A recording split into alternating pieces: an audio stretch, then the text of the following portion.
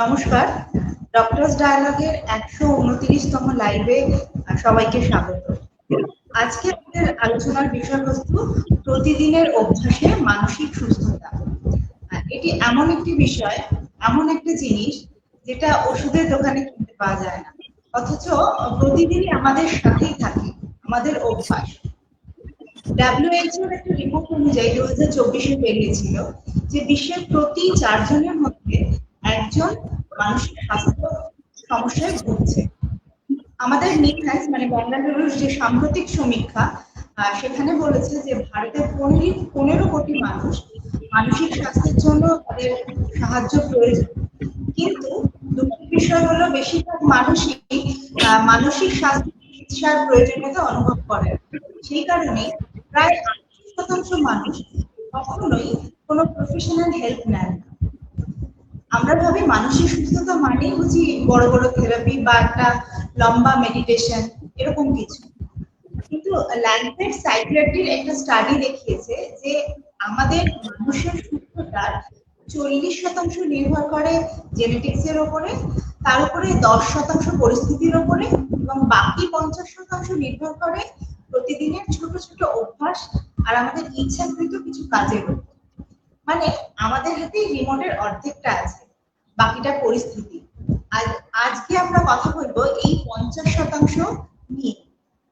আজকে এই বিষয়ে আমাদের সঙ্গে আলোচনায় আছেন আমাদের সঙ্গে দুজন বিশিষ্ট মানুষ আছেন। মনোবিদ ডাক্তার সুমিত দাস, নমস্কার।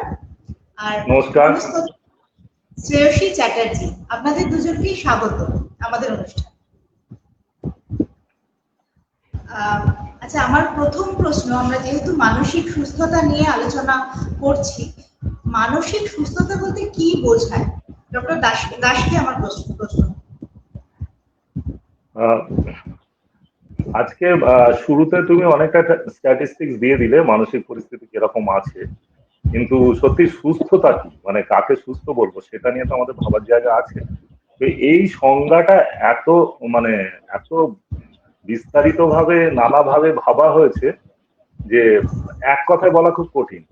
বিশ্ব স্বাস্থ্য সংস্থা একটা ছোট জায়গায় এনেছে, কিন্তু তার আগে একটু আমি বলে নিচ্ছি কি কি ভাবে ভাবা হয়েছিল। অনেকগুলো মডেল ভাবা হয়েছিল, মানে এটা তো সহজ বিষয় না, মন তো দেখাও যায় না, ছোঁয়াও যায় না। ন্যাচারালি তার সুস্থতা কি অসুস্থতা কি সেটা বোঝাটা একটু কঠিন কাজ। তো একটা সহজ উপায় একটা প্রথমে ভাবা হয়েছিল যে একটা লাইন ধরো, সেই লাইনের একদিকে বাঁ দিকটায় আছে যে সব থেকে অসুস্থ, যে মানসিকভাবে, আর ডান দিকে আছে একদম শেষ দিকে আছে সব থেকে সুস্থ। এই লাইনের গড় যেটা মাঝামাঝি জায়গা, সেখানে হলে তাহলে ধরে নিতে পারি যে গড়টা হচ্ছে ঠিকঠাক। কিন্তু পরে দেখা গেল ওই গড়ের ধারণা একটা বড় গন্ডগোল আছে। গড়ের ধারণা দিয়ে হয়তো দেখা গেল তার কাছে সিমটম নেই, কিন্তু সে কাজ বিশেষ করছে না, ঘরে বসেই থাকছে, তাকে একটু সুস্থ বলা যায়? সেই জন্য এখান থেকে একটা তৈরি হলো যে ঠিক আছে, এর থেকে একটু ঊর্ধ্বে, মানে দুটো স্ট্যান্ডার্ড ডেভিয়েশন ঊর্ধ্বে যারা আছে তাদের অবস্থাটাকে মানসিকভাবে সুস্থ বলা যায়। সেটা তো সন্তুষ্টি তো হয় না। এবার একটা ভাবা হলো, সেটা হচ্ছে ম্যাচিউরিটি। ম্যাচিউরিটি কথাটা আমরা খুব ব্যবহার করি, যে পরিপক্কতা বা পরিণতি বোধ, এটা খুব ইন্টারেস্টিং। তো আমরা ম্যাচিউরিটি না, আমাদের ব্রেন হচ্ছে একমাত্র অর্গান যে হচ্ছে সারা জীবন ধরে তার কিছু পরিবর্তন করতে পারে, অন্য অর্গানগুলো তা পারে না। মানে ব্রেনের সেই নেয়ার ক্ষমতা দেওয়ার ক্ষমতা মোটামুটি সারা জীবন ধরেই চলে। তো প্রথমে শুরুটা এরকম যে আমরা শিখি যখন বাবা মায়ের থেকে তার মূল্যবোধ নিই, তার শেখানো জিনিসপত্র নিই। নেক্সট যেটা আমাদের যে পরিচিতি তৈরি হয় বা আইডেন্টিটি, সেটা কিন্তু বন্ধু বান্ধব, যেটা কৈশোর আর কি, অ্যাডোলেসেন্ট। সেখানে বন্ধু বান্ধবের প্রভাব অনেক বেশি। কিন্তু আমি কি নেব, বাবা মায়ের মূল্যবোধটা নিলাম, সেটা কোথায় শেষ আর কোথায় নিজের মূল্যবোধ তৈরি করছে, এই বাউন্ডারিটা দিয়ে ঠিকভাবে নিতে পারে সেই মানুষ, তার ম্যাচুরিটি সবচেয়ে ভালো। বন্ধু বান্ধবের সঙ্গে মেশা অবশ্যই উচিত, তাদের দ্বারা ইনফ্লুয়েন্স হওয়া উচিত, কিন্তু এই ইনফ্লুয়েন্স হওয়ার মানে শুধু এই নয় যে আমি বাড়ি ছেড়ে কোথাও রাত কাটিয়ে এলাম, কিছু উল্টোপাল্টা করে এলাম বা নেশার চক্করে পড়ে গেলাম, বন্ধু বলেছে বলে, এটা সঠিক নয়। তো এইটা প্রথমটার পরে সেকেন্ডটা, বন্ধু বান্ধবের প্রভাবটা প্রচন্ড ভাবে তার ভাষা, তার আচরণ সবকিছুই সেগুলো পড়ে, সেটা স্বাভাবিকভাবেই পড়ে। এবার সঠিক মূল্যবোধ দিলে সে ম্যাচিওর্ড হবে। নেক্সট স্টেজটা কি, এবারে সে আরেকটু বড় হলো, মানে প্রাপ্তবয়স্ক হলো। তখন তার কাছে আসে কি ইন্টিমেসি করতে আরো বিভিন্ন লোকজনের সঙ্গে, সেটা সমলিঙ্গের লোকের সঙ্গে হতে পারে, বিপরীত লিঙ্গের মানুষের সঙ্গে হতে পারে। এবার সেই সময় সে রাজনৈতিক বা তোমার কোনো ধর্মীয় গ্রুপের সঙ্গেও তার খুঁজে পেলো, সমমর্মী সব লোকজন খুঁজে পেলো, তাদের সঙ্গে মিশতে শুরু করলো। এগুলো স্বাভাবিকভাবে আসে। মোদ্দা কথা হচ্ছে সে কিন্তু তার যে সামাজিক পরিধি সেটা সে বাড়াতে শুরু করেছে ক্রমশ। সেটা কিন্তু তার ম্যাচুরিটির লক্ষণ, সে এক জায়গায় বসে যায়। তো এই এই গেল, এবং একটা স্টেজে যদি সে ম্যাচুরিটি আসে তখন সে পরেরটায় যেতে পারে, এবং সেভাবেই ফিট করে আর কি আমাদের পরিণতি বোধ। তো এরপরে কি হয়, সে আহ ওই তো গেল একটা, তারপরেই হচ্ছে তার কেরিয়ারের দিকটা ভাবা শুরু করে। কেরিয়ার মানে মানে হবি নয়, কিন্তু হবি মানে একটা মানুষ একটা জিনিস নিয়ে বসে থাকতে পারে, সেটা কেরিয়ার না, সে আপন মনে সেটা থাকতে পারে। কেরিয়ার মানে অন্য লোকে তোমাকে কতটা মূল্য দিচ্ছে, কতটা গুরুত্ব দিচ্ছে, তাহলে তুমি সঠিক লাইনে গেছো, এইটা মাথায় রাখতে হবে। কেরিয়ারের সঙ্গে সঙ্গে কিন্তু সে অনেক লোকের সঙ্গে মিশতে শুরু করে, আরো বেশ কিছু তার সামাজিক পরিধি বাড়লো। এবং দেখা গেছে পরের ধাপটা এইভাবে আসে, 35 থেকে 55 বছর বয়স পর্যন্ত মানুষ মোটামুটি না যা পাওয়ার চেষ্টা করে, শুধু আমি আরো উঠবো, উপরে উঠবো, গাড়ি বাড়ি বা যাই হোক যেভাবেই হোক, মানে অ্যাচিভ করার চেষ্টা করে। এরপরে মানুষের মধ্যে একটা জিনিস তৈরি হয়, ঠিক আছে আমি তো পেলাম, এবার আমার কিছু দেওয়ার জায়গা তৈরি হোক, মানে আমি কিছু দিই সমাজে। তখন সে তার যে চিন্তা ভাবনা, তার যে দর্শন, সে এতদিনের অভিজ্ঞতা দিয়ে যা শিখেছে, সে তখন কম বয়সীদের মধ্যে সেটা ছড়ানোর চেষ্টা করে। এটা হচ্ছে স্বাভাবিক নিয়ম। মানে আগে যেটা কেরিয়ার গড়তে গড়তে কেউ কেউ না পুরো সেলফিশ হয়ে যায়, মানে শুধু স্বার্থপর, ওর বাইরে আমি কিছু যাবো না। যারা পরার্থপর হয় তারাই পরের স্টেজে সঠিকভাবে যায়, যেটা আমি এখন বলছি আর কি। অপরের জন্য কিছু করা, সে ক্লাব বা কোনো সংগঠনে গিয়ে গান শেখালো কি, নাচ শেখালো কি, অন্যরকম তার ধারণাগুলো দিল, এইভাবে তোমরা ভাবো তাহলে তোমাদের জীবনটা অনেক স্মুথ হবে, এইভাবে সে চেষ্টা করে। এবং এটা করার প্রয়োজন আছে, কারণ এরপরে তার বার্ধক্য আসবে, বার্ধক্যে তার জীবনে কিন্তু অনেক লস হবে, শোক পাবে। কিন্তু এই শোক পাওয়ার সময় তার পাশে দাঁড়ানোর জন্য কিন্তু সমাজের যাদেরকে সে দিতে গেছিল তারাই কিন্তু পাশে দাঁড়াবে, এটা প্রয়োজন। তো ম্যাচুরিটির এই ধাপটাও খুব ইম্পর্টেন্ট। শেষ ধাপে কি হয়, এইখানেই আসে যে জীবন মানে মানে আমার মৃত্যুর পরে কিছু আছে। এটা এক ধরনের স্পিরিচুয়াল চিন্তা ভাবনা বলতে পারো, কিন্তু এই জিনিসটা আসে যে মৃত্যুর পরে জীবন আছে কিনা, বা আমি তো থাকবো না। যারা নিরীশ্বরবাদী তারা হয়তো মৃত্যুর পরে জীবন নিয়ে ভাবে না, কিন্তু আমি তো থাকবো না, কিন্তু আমার আইডিয়া, আমার ধারণা, আমার দর্শন সেটা থাকবে, তো সেই মতো কিছু কাজ করা। সে এই যারা এই ম্যাচুরিটি গুলো পরপর ধাপগুলো দিয়ে এগোতে পারে, তারা হচ্ছে মানসিকভাবে সবচেয়ে সুস্থ ধরা হয়। যারা এই ধাপগুলো পেরোতে পারে না, কোনো একটা ধাপে আটকা যায়, তারা কিন্তু মানসিকভাবে সুস্থ। তো এইটা হচ্ছে তোমার ম্যাচুরিটি দিয়ে ভাবনা। এরপরে আসো আবেগ দিয়ে ভাবনাটা। আমরা তো আলটিমেটলি মানুষ কিন্তু বিভিন্ন রকমের, তার আমার যে চরিত্র, আমি বা একজন মানুষের চরিত্র, সেটা তার আবেগের প্রকাশের মাধ্যমে হয়। এই প্রকাশ যদি সঠিকভাবে এমন ভাবে করা যায় যাতে অন্যদের সঙ্গে ঠিকঠাক আমি মিলতে পারবো, মিশতে পারবো, অন্যরা আমাকে গুরুত্ব দেবে, আমি অন্যদের গুরুত্ব দেবো, তাহলে আমি মানসিকভাবে সুস্থ থাকবো। তো দেখা গেছে কিছু কিছু আবেগ, যেমন আশা, ভালোবাসা, ক্ষমা বা কৃতজ্ঞতা, এই জিনিস কৃতজ্ঞতা স্বীকার করার ক্ষমতা, সহানুভূতিশীলতা, বিশ্বাস, এই আবেগগুলোকে বলা হয় পজিটিভ আবেগ, পজিটিভ ইমোশন। কিছু নেগেটিভ ইমোশন আছে, রাগ, ভয়, এগুলো এগুলোর প্রয়োজন ছিল আমাদের যখন প্রথম দিকে জীবন, মানুষ যখন প্রথম আসে, রাগ আর ভয় না থাকলে সে কিন্তু সার্ভাইভ করতে পারবে, রেভলিউশনে ওটা হেল্প করেছে। কিন্তু পরবর্তীকালে সমাজ তৈরির ক্ষেত্রে এই পজিটিভ ইমোশন গুলো খুব ইম্পর্টেন্ট। যে তার মধ্যে পজিটিভ ইমোশন গুলো সঠিকভাবে নিতে পেরেছে, সে কিন্তু সব থেকে মানসিক সুস্থতার দিকে থাকে, কারণ তার সঙ্গে তার অনেকের সংযোগ বাড়ে। এবং পুরো ব্যাপারটাই খেয়াল করবে, মানুষের সংযোগ বৃদ্ধিটাই কিন্তু সুস্থতার লক্ষ্য সঠিকভাবে। তো এটা গেল তার পজিটিভ ইমোশন দিয়ে একটা ব্যাখ্যা। এইবার পজিটিভ ইমোশনটা আমরা বুঝবো কি করে? দেখো, মুখ পাথরের মতো ইউজুয়ালি করে থাকে না সাধারণত, বিশেষ কিছু রোগ না থাকলে। আমাদের মুখ একটা দর্পণ, তো মানে আয়নার মতো, সেখানে নানা রকমের ইমোশনের একটা প্রকাশ হয়। যেমন যেগুলো মুখ দেখে আমরা বুঝতে পারি, রাগ, দুঃখ, ভয়, বিরক্তি, বিস্মিত হওয়ার ক্ষমতা, উত্তেজিত হয়ে পড়েছে কিনা, এরকম 5-7টা এক্সপ্রেশন যেটা আমরা মুখ দিয়ে বুঝতে পারি, এবং মুখের এক্সপ্রেশন দিয়ে। যারা এটা সব থেকে ভালো বোঝে, যে দুজনের যখন আমাদের মধ্যে ইন্টারাকশন দেয়, তখন যে সব থেকে ভালো বোঝে এবং প্রয়োজনে তার মতো করে কথা বলার বাইরেও নিজেকে সেই মতো একটু চেঞ্জ করে নেয়, তারা সব থেকে বেশি মানুষের কানেক্ট করতে পারে। তাদের এই যে এরকম যারা এইটাই পারে তাদের মধ্যে মানসিক সুস্থতা অনেক বেশি, এভাবে ভাবা হয়। তো এইটা আর একটা দিক, ইমোশন দিয়ে ব্যাখ্যা। এবার দেখো, এখানে পুরো বিষয়টা দাঁড়াচ্ছে কি আমরা কত সংযোগ করতে পারি, আমার সামাজিক পরিধি কত বাড়াতে পারি, তার উপরে আমার মানসিক অবস্থা, আমার মানসিক সুস্থতা। কিন্তু এর বাইরেও একটা জিনিস পড়ে থাকে, সেটা শেষমেশ আমি নিজেকে কি বলতে পারছি যে না আমি খুশি, আমি হ্যাপি, এই জিনিসটা বলতে পারছি কি? সেই জন্য সেখানে আর একটা ভাবে ভাবা হয়েছিল, যাই হোক সাবজেক্টিভলি আমরা কি ভালো আছি কি, সেটা যে বলতে পারে যে আমি ভালো আছি, তার চারপাশে যাই থাক, তাহলে সে মানসিক ভাবে সুস্থ। তো এইটা কিন্তু এটা বেশ কঠিন ব্যাপার, এইটা নির্ভর করে অনেকটা, কিছু আগে তুমি কি পার্সেন্টেজ দিচ্ছিল ওরকম বিষয়টা, এইটা কিন্তু 50% জিনের উপর নির্ভর করে, আর 50% আসল পারিপার্শ্বিকতার উপর নির্ভর করে। তো সেখানে সেজন্য ভালো, যেমন এখন একটা হ্যাপিনেস ইন্ডেক্স একটা চালু আছে, গ্লোবাল হ্যাপিনেস ইন্ডেক্স। ইন্ডিয়ার অবস্থা কিন্তু ভালো না, কি এখন অমৃতকাল চলছে কিন্তু আমরা খুব অমৃত পান করতে পারছি বলে মনে হচ্ছে না। ইন্ডিয়ার র্যাঙ্কিং খুবই খারাপ, 146, 116 টোটাল র্যাঙ্ক দেওয়া আছে 147 নম্বরে, তার মধ্যে 116 র্যাঙ্ক, যেটা আমাদের পক্ষে গর্বের বিষয়। তো যাই হোক, তো এই সাবজেক্টিভলি দেখা গেছে যারা ভালো থাকে, পারিপার্শ্বিকতা কিরকম নির্ভর করে, একটা দেশ যদি সেখানে ডিক্টেটরশিপ চলে আর একটা দেশ ডেমোক্রেটিক, এই জন্য খাওয়া পড়ার অসুবিধা না থাকলেও ডিক্টেটরশিপ যে দেশে চলে তার তুলনায় ডেমোক্রেটিক কান্ট্রিতে কিন্তু হ্যাপিনেস ইন্ডেক্স অনেক ভালো জায়গায় থাকে, মানুষ অন্তত বলতে পারে আমি ভালো আছি।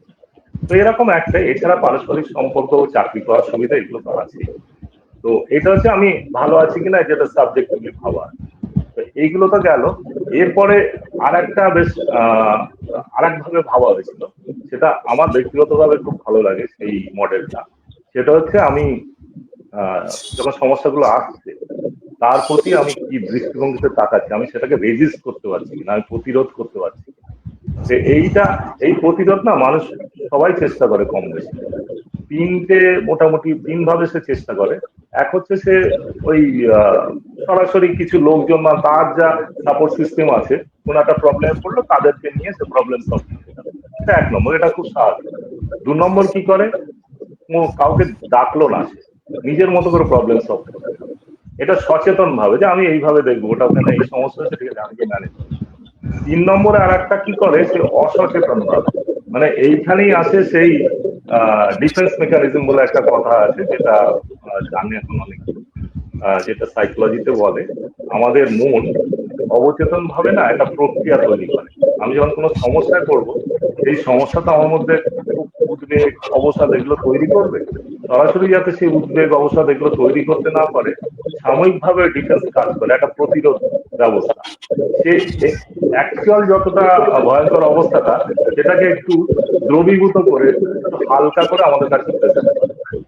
তোমাকে একটা উদাহরণ দিই, যখন ওই আমেরিকাতে টুইন টাওয়ার ধ্বংস হয়েছিল, দুটো প্লেন পরপর গিয়ে মেরেছিল, ওটা তো একটা ভয়ঙ্কর ব্যাপার, অত লোক মরছে। বেশ কিছু মানুষ তারা এইভাবে ভাবছিল আমরা বোধহয় কোনো মুভি দেখছি, থ্রিলার দেখছি, সেটা তাদের একটা টাইম আউট দিয়েছিল। তখন অলরেডি বলা হচ্ছে টুইন টাওয়ারে আঘাত করেছে, কিন্তু তারা ভাবছে এটাও একটা মুভির অংশ, সেটা তার মন অবচেতন ভাবে ওটা করতে দিয়েছে। তাতে করে কিন্তু একটু ভালো থাকার জায়গাটা তাদের তৈরি হয়েছিল, তারপর আস্তে আস্তে আস্তে আস্তে তারা জিনিসটা নিয়ে নিত। তো এটা আর একটা দিক, এটা এই রেজিস্ট্যান্স দিয়ে কিভাবে মন মানসিকভাবে সুস্থ থাকা যায়। তো এইগুলো মোটামুটি অনেকগুলো দৃষ্টিভঙ্গিতে, অনেকগুলো মডেলে দেখা হলো মানসিক সুস্থতা কি। কিন্তু এইগুলো তো এইভাবে মানে কোন মডেলটাকে আমরা ফলো করবো এরকম তো একদম নির্দিষ্টভাবে বলা যায় না। সেই জন্য বিশ্ব স্বাস্থ্য সংস্থা একটা সুন্দর ছোট্টর উপরে একটা অসাধারণ সংজ্ঞা তৈরি করে। তিনি সবকিছু মাথায় রেখেই তারা এটা করেছিল যে যদি একটা মানুষ নিজের ক্ষমতা সম্পর্কে মোটামুটি ওয়াকিবহাল থাকে এবং প্রতিদিনকার যে ছোটখাটো সমস্যা সেগুলো সে সমাধান করতে পারে, তার মতো করে একটা তার কর্মক্ষেত্রে একটা ফলপ্রসূ জীবনযাপন করে এবং তার মতো করে সমাজে কিছু অবদান যদি রাখে, তাহলে সে কিন্তু মানসিকভাবে সুস্থ। এই অবদান রাখাটা এরকম নয় যে বিশাল ব্যাটসম্যান হতে হবে বা বিশাল ফুটবলার হতে হবে, বিশাল গায়ক হতে হবে, সেই অবদান না। আমার একটা ছেলে যে টোটো চালায়, সন্ধ্যেবেলা সে এলো মায়ের ওষুধ কিনে নিয়ে, সন্ধ্যেবেলা ক্লাবে যখন ক্যারাম ফিরছে, এই সময় খবর এলো পাশে একজন হার্ট অ্যাটাক, তাকে নিয়ে যেতে হবে। সে যদি তখন টোটোটা নিয়ে গিয়ে তাকে দ্রুত হসপিটালে নিয়ে যায়, সেটাই তার অবদান। অবদান বিষয়টা এরকম। তো এইরকম যারা পারে তারাই হচ্ছে মানসিকভাবে সুস্থ, এটা ধরা হয়। এই হচ্ছে মোটামুটি মানসিক সুস্থতা একটা সংক্ষেপে বলা যায়। ডাক্তারবাবু একটা দীর্ঘ আলোচনা করলেন এবং অনেকগুলো দিক দিয়ে মানসিক সুস্থতার এখনই বর্ণনা দিলেন, আমাদের অনেকটাই বুঝতে সাহায্য হলো। এরপরে আমার দ্বিতীয় প্রশ্ন শ্রেয়সীদির কাছে, যে মানসিক অসুস্থতা মানেই অনেক সময় আমরা শুনলাম যে অনেক সময় বলা হয় যে ব্যক্তিগত দুর্বলতা, সেটা নানান দিক থেকে নানান সময় বলে, কিংবা অন্য একটা জিনিসও দেখেছি শিশুদের মানসিক অসুস্থতা হয় না। এই যে কথাগুলো এগুলো কতটা ঠিক? খুব ভালো প্রশ্ন এটা। আসলে কথাগুলোর সাথে মানসিক অসুস্থতার কিন্তু কোনোই যোগ নেই। এগুলো আসলে আমি বলবো নানা রকম মিথ। মানসিক এই সমস্যা নিয়ে আমাদের সমাজে নানা ধরনের মিথ কিন্তু প্রচলিত। যেরকম ধরুন, যদি ধরা যায় যে একজন কম বয়সী ছেলে বেশ সুঠাম চেহারা, জিম করে, মানে দারুণ ফিটনেস রয়েছে তার, কিন্তু সে গত 1 মাস ধরে ভীষণ একটা অস্থিরতা তার মধ্যে দেখা দিচ্ছে, রাত্রিবেলা একদম ঘুম হচ্ছে না। এরপর সে তার সমস্যার কথাগুলো তার বন্ধুদের কাছে জানালো, কিন্তু এই ধরনের কথাগুলো জানাতেই যে অসুবিধাগুলো হয়, অনেক ক্ষেত্রেই বন্ধুরা এটাকে নিয়ে হাসি মজা করে, কিংবা অনেকেই বলে আরে তোর তো একদম লোহার মতো শরীর, এত স্ট্রং তুই, তা সত্ত্বেও তোর এই কিসের এত দুর্বলতা। মানে এটাই বোঝাতে চাইছে কি তুই কি এতটাই দুর্বল যে তোর এই মানসিক সমস্যা হচ্ছে। আসলে মানে ব্যাপারটা বুঝতে হবে যে আচ্ছা ধরুন যদি হয় যে মশার কামড়ে, এটা কি আমরা গ্যারেন্টি কেউ দিতে পারি যে ছেলেটির কোনোদিনই ম্যালেরিয়া হলো না? এটা তো হতে পারে না। মানে যেরকম শারীরিক অসুস্থতা রয়েছে, তার মানসিক অসুস্থতাও আসতে পারে। এটা মানে এই নয় যে তার মধ্যে ব্যক্তিত্বের অভাব বা সে খুব দুর্বল মনের মানুষ, তাই তার এই মানসিক সমস্যা হলো। এটা মানসিক এই দুর্বলতার থেকে কিন্তু মানসিক সমস্যা এটা হয় না। আসলে বুঝতে হবে মানসিক সমস্যাগুলো কেন হচ্ছে। মানে অনেক সময় সেটা কোনো জেনেটিক কারণে হতে পারে, কোনো কেমিক্যাল ইমব্যালেন্সের জন্য হতে পারে, আবার কোনো ধরুন কেউ দীর্ঘদিন কোনো ট্রমা ফেজের মধ্যে দিয়ে গেছে কিংবা স্ট্রেস, সেক্ষেত্রেও তার মধ্যে এই ধরনের সমস্যা কিন্তু আসতেই পারে। তাই জন্য এরকম ভাবে কাউকে মানে ব্যক্তিত্বেও মানে তার সে দুর্বল বলে তার এই মানসিক সমস্যা, সেটা কিন্তু এই 2-2-4 আমরা করতে পারি না। আর দ্বিতীয় যে কথাটা বললেন মানে শিশুদের কথা, বাচ্চাদের হয় কিনা মানে এটা মানে মানসিক অসুখ কতটা হয়। দেখুন কিছুদিন আগেই আমার কাছে একটি বাচ্চা এসেছিল, ক্লাস 2 কি 3 এরকম ক্লাসে পড়ে। বাবা মা বলতে চাইছেন যে মেয়েটি হঠাৎ করে স্কুলে যাওয়া একদম টোটালি বন্ধ করে দিয়েছে, তাকে কিছুতেই স্কুলে নিয়ে যাওয়া যাচ্ছে না, ভীষণ কান্নাকাটি করছে, খাওয়া দাওয়া কমে গেছে। বাবা মা নিয়ে এলেন এবং আমাকে যেটা বললেন যে নেহাতি হয়তো পড়াশোনাকে খুব ভয় পাচ্ছে বা যেতে চাইছে না, সেরকম একটা সমস্যা। কিন্তু বাচ্চাটির সঙ্গে কথা বলে যেটা জানা গেল যে বাচ্চাটা দীর্ঘদিন বুলিং এর শিকার, দীর্ঘদিন ধরে তার হাইট নিয়ে মানে ও বাচ্চাটির তুলনায় অনেকে বেশ ক্লাসে লম্বা হয়ে গেছে, সেটা নিয়ে ওকে নানা রকম ভাবে বুলি করা হয় বন্ধুদের সার্কেলে, বা কখনো কখনো এক একজন টিচারও হয়তো এটাকে নিয়ে কোনো রকম মন্তব্য করেছেন, সেটা বাচ্চাটির কাছে খুব কষ্টদায়ক জায়গা। এবার আমরা বড়রা অনেক সময় ভুল করি যে আরে ও তো এত ছোট, ছোটদের কি এত দুঃখ হয় নাকি। কিন্তু এটা একটা ভুল ধারণা। মানে ধরুন একটা ছোট নৌকোয় যদি একটা বড় ঢেউ এসে লাগে, কিছুটা তো টালমাটাল হবেই। তাই এই ছোটদেরও মানসিক মানে অসুবিধা তৈরি হয়, ডিসঅর্ডার হয়, childhood anxiety, childhood depression, obsession, এরকম নানা রকমের বাচ্চাদের মধ্যেও অসুবিধা আমরা পাই। এবং প্রায় তা 20% কেসে সমস্যা বেড়ে যায় হচ্ছে অ্যাডোলেসেন্ট ফেজে। যে কোনো সময়তে এই অ্যাডোলেসেন্ট ফেজে এই সমস্যাগুলো আরো কিন্তু বেশি আকারে দেখা দিতে পারে, বা অনেক সাইকোটিক ফিচার্স, অনেক সময় সিজোফ্রেনিয়া বা এগুলো কিন্তু এই বয়সে অনসেট মানে শুরুটা আমরা পাই। তাই জন্য এটা এরকম বলার কোনো মানেই নেই যে মানসিক সমস্যা মানেই সেটা বড়দের সমস্যা, বা ছোট মানেই তার কোনো এই সমস্যা হতেই পারে না, ব্যাপারটা কিন্তু তা একেবারেই না। এছাড়াও যখন আপনি এই মিথের কথা বললেন, এছাড়াও কিন্তু আমাদের সমাজে নানা রকমের মিথ রয়েছে মানসিক সমস্যা নিয়ে। যেরকম কেউ কেউ বলে যে এটা কোনো অলৌকিক কারণে হচ্ছে, বা কেউ তার উপর কালা জাদু করে দিয়েছে তাই এটা, এরকম কিন্তু অনেকেই আসেন, তারা ঝাড়ফুঁক, ওঝা ইত্যাদি, এরপর যখন একদম সারে না তখন কোনো হয়তো ডক্টর রেফার করেছেন যে মানসিক চিকিৎসার প্রয়োজন, তখন আসছেন আসলে মনে করছেন যে এটা অন্যরকম কোনো সমস্যা, এটা যে মানসিক সমস্যা এটা বলে তারা অ্যাড্রেসই করছে না।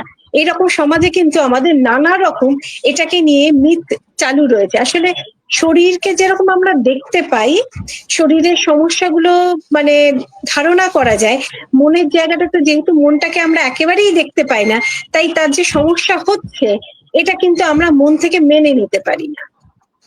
এইরকম সমস্যাগুলো কিন্তু আমাদের কাছে পাই। একদমই। আমার পরবর্তী প্রশ্ন সেটাই নিয়ে, আমি যাব একটু ডাক্তারবাবুর কাছে।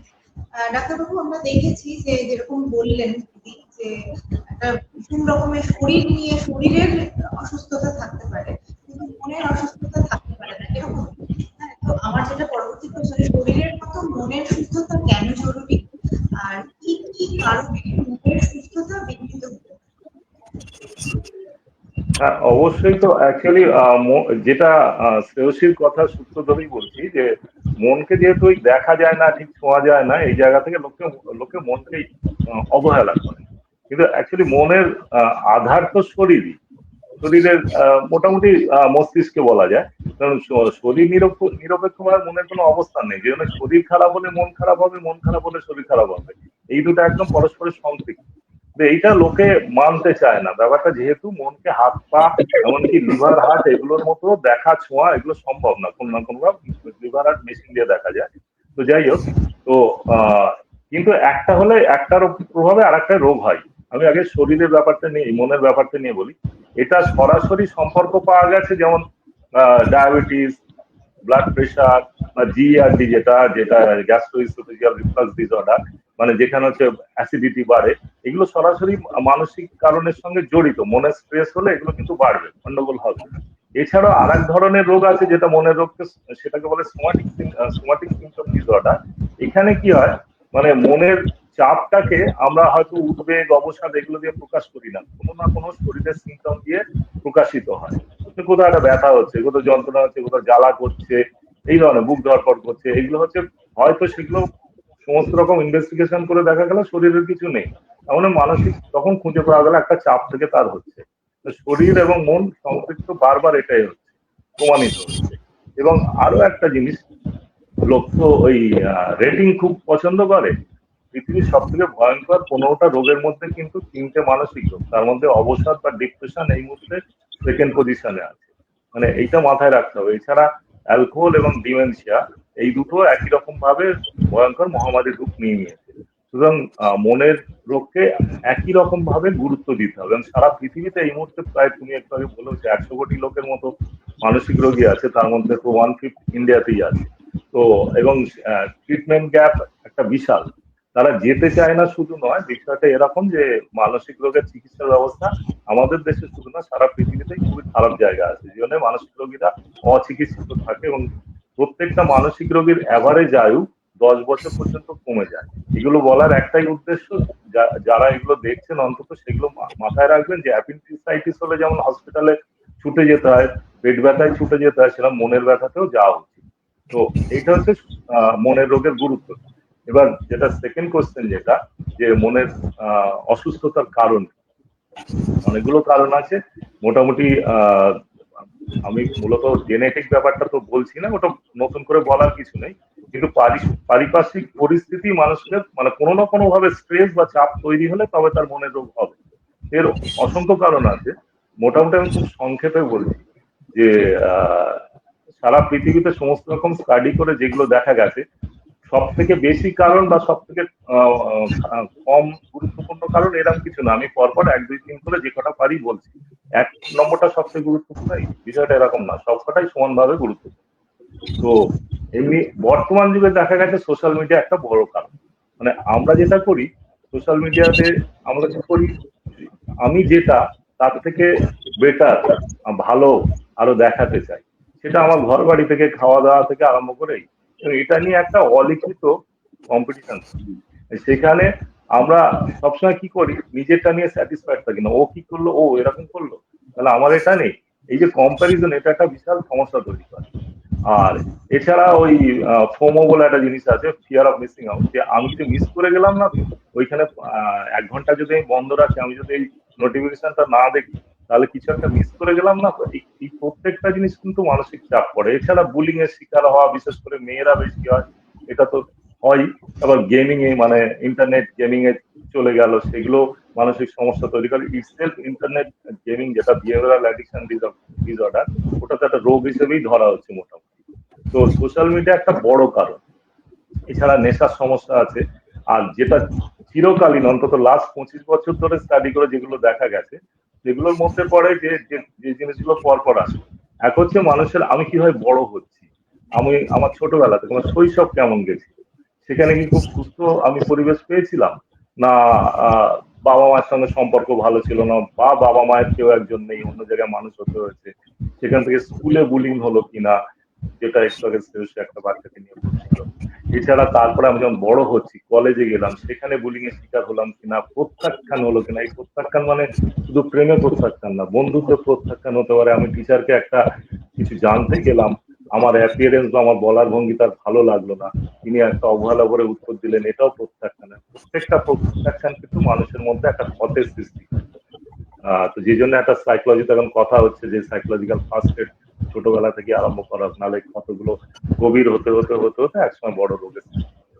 তো এইগুলো তো আছেই, ছোট থেকে বড় হওয়া। এছাড়া কিছু আর্থসামাজিক কারণও আছে, যেমন দারিদ্র আর বেকারত্ব। আমার দুটো অঙ্গাঙ্গী ভাবে আছে। পৃথিবীতে মোটামুটি 90 থেকে 110 কোটি মতো হতদরিদ্র মানুষ আছে, তার মধ্যে 7 থেকে 10 কোটি হচ্ছে ভারতবর্ষে আছে। এবং এটাও এই তার প্যারামিটার নিয়ে যথেষ্ট সন্দেহের অবকাশ রেখেই বলা আছে, কারণ কোনো দেশ স্বীকার করতে চায় না তার দেশে দরিদ্র মানুষেরা আছেন, এই জন্য তারা সবসময় কম করে দেখায়, অ্যাকচুয়াল ফিগার হয়তো তার থেকে বেশি।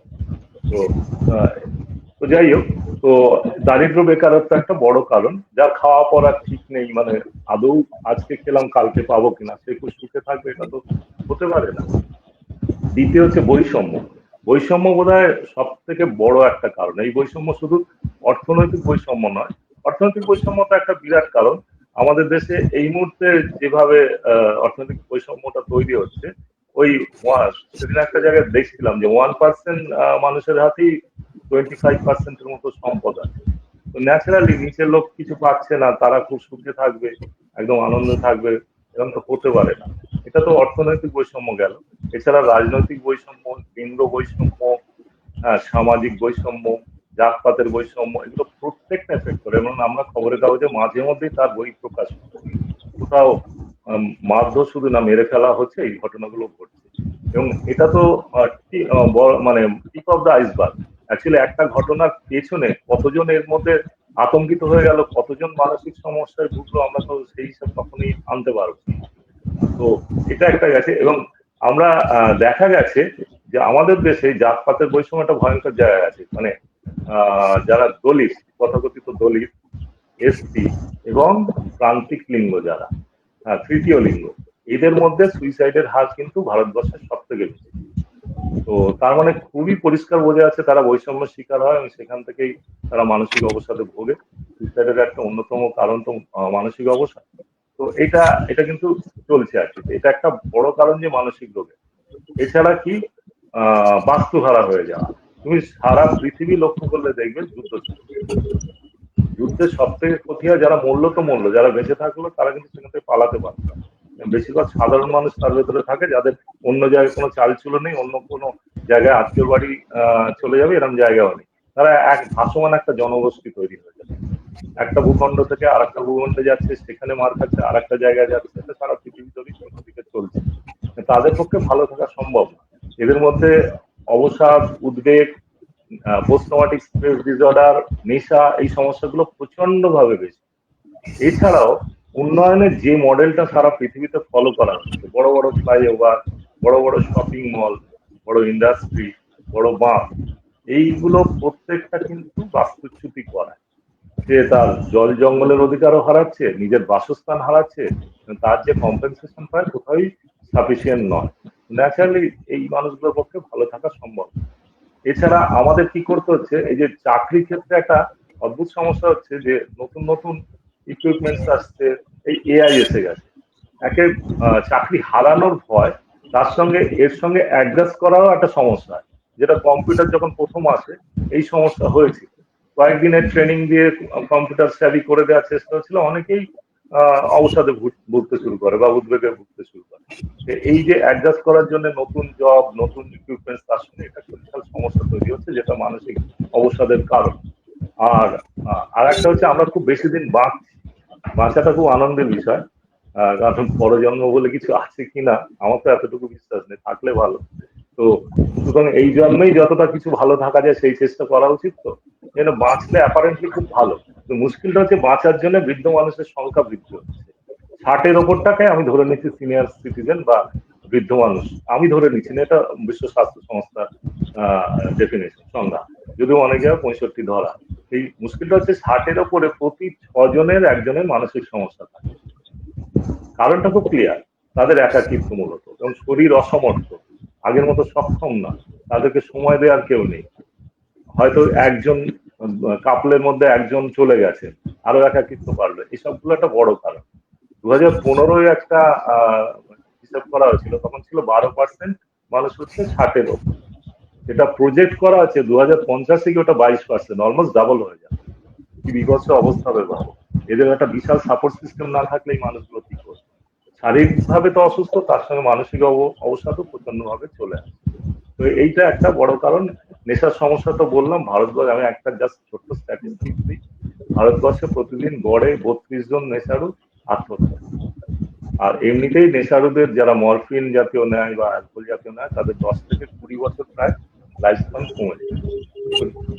এই হচ্ছে সিচুয়েশন। এই কারণগুলো সব মিলেই হচ্ছে মানসিক সমস্যা কিন্তু ক্রমশ বেড়েছে।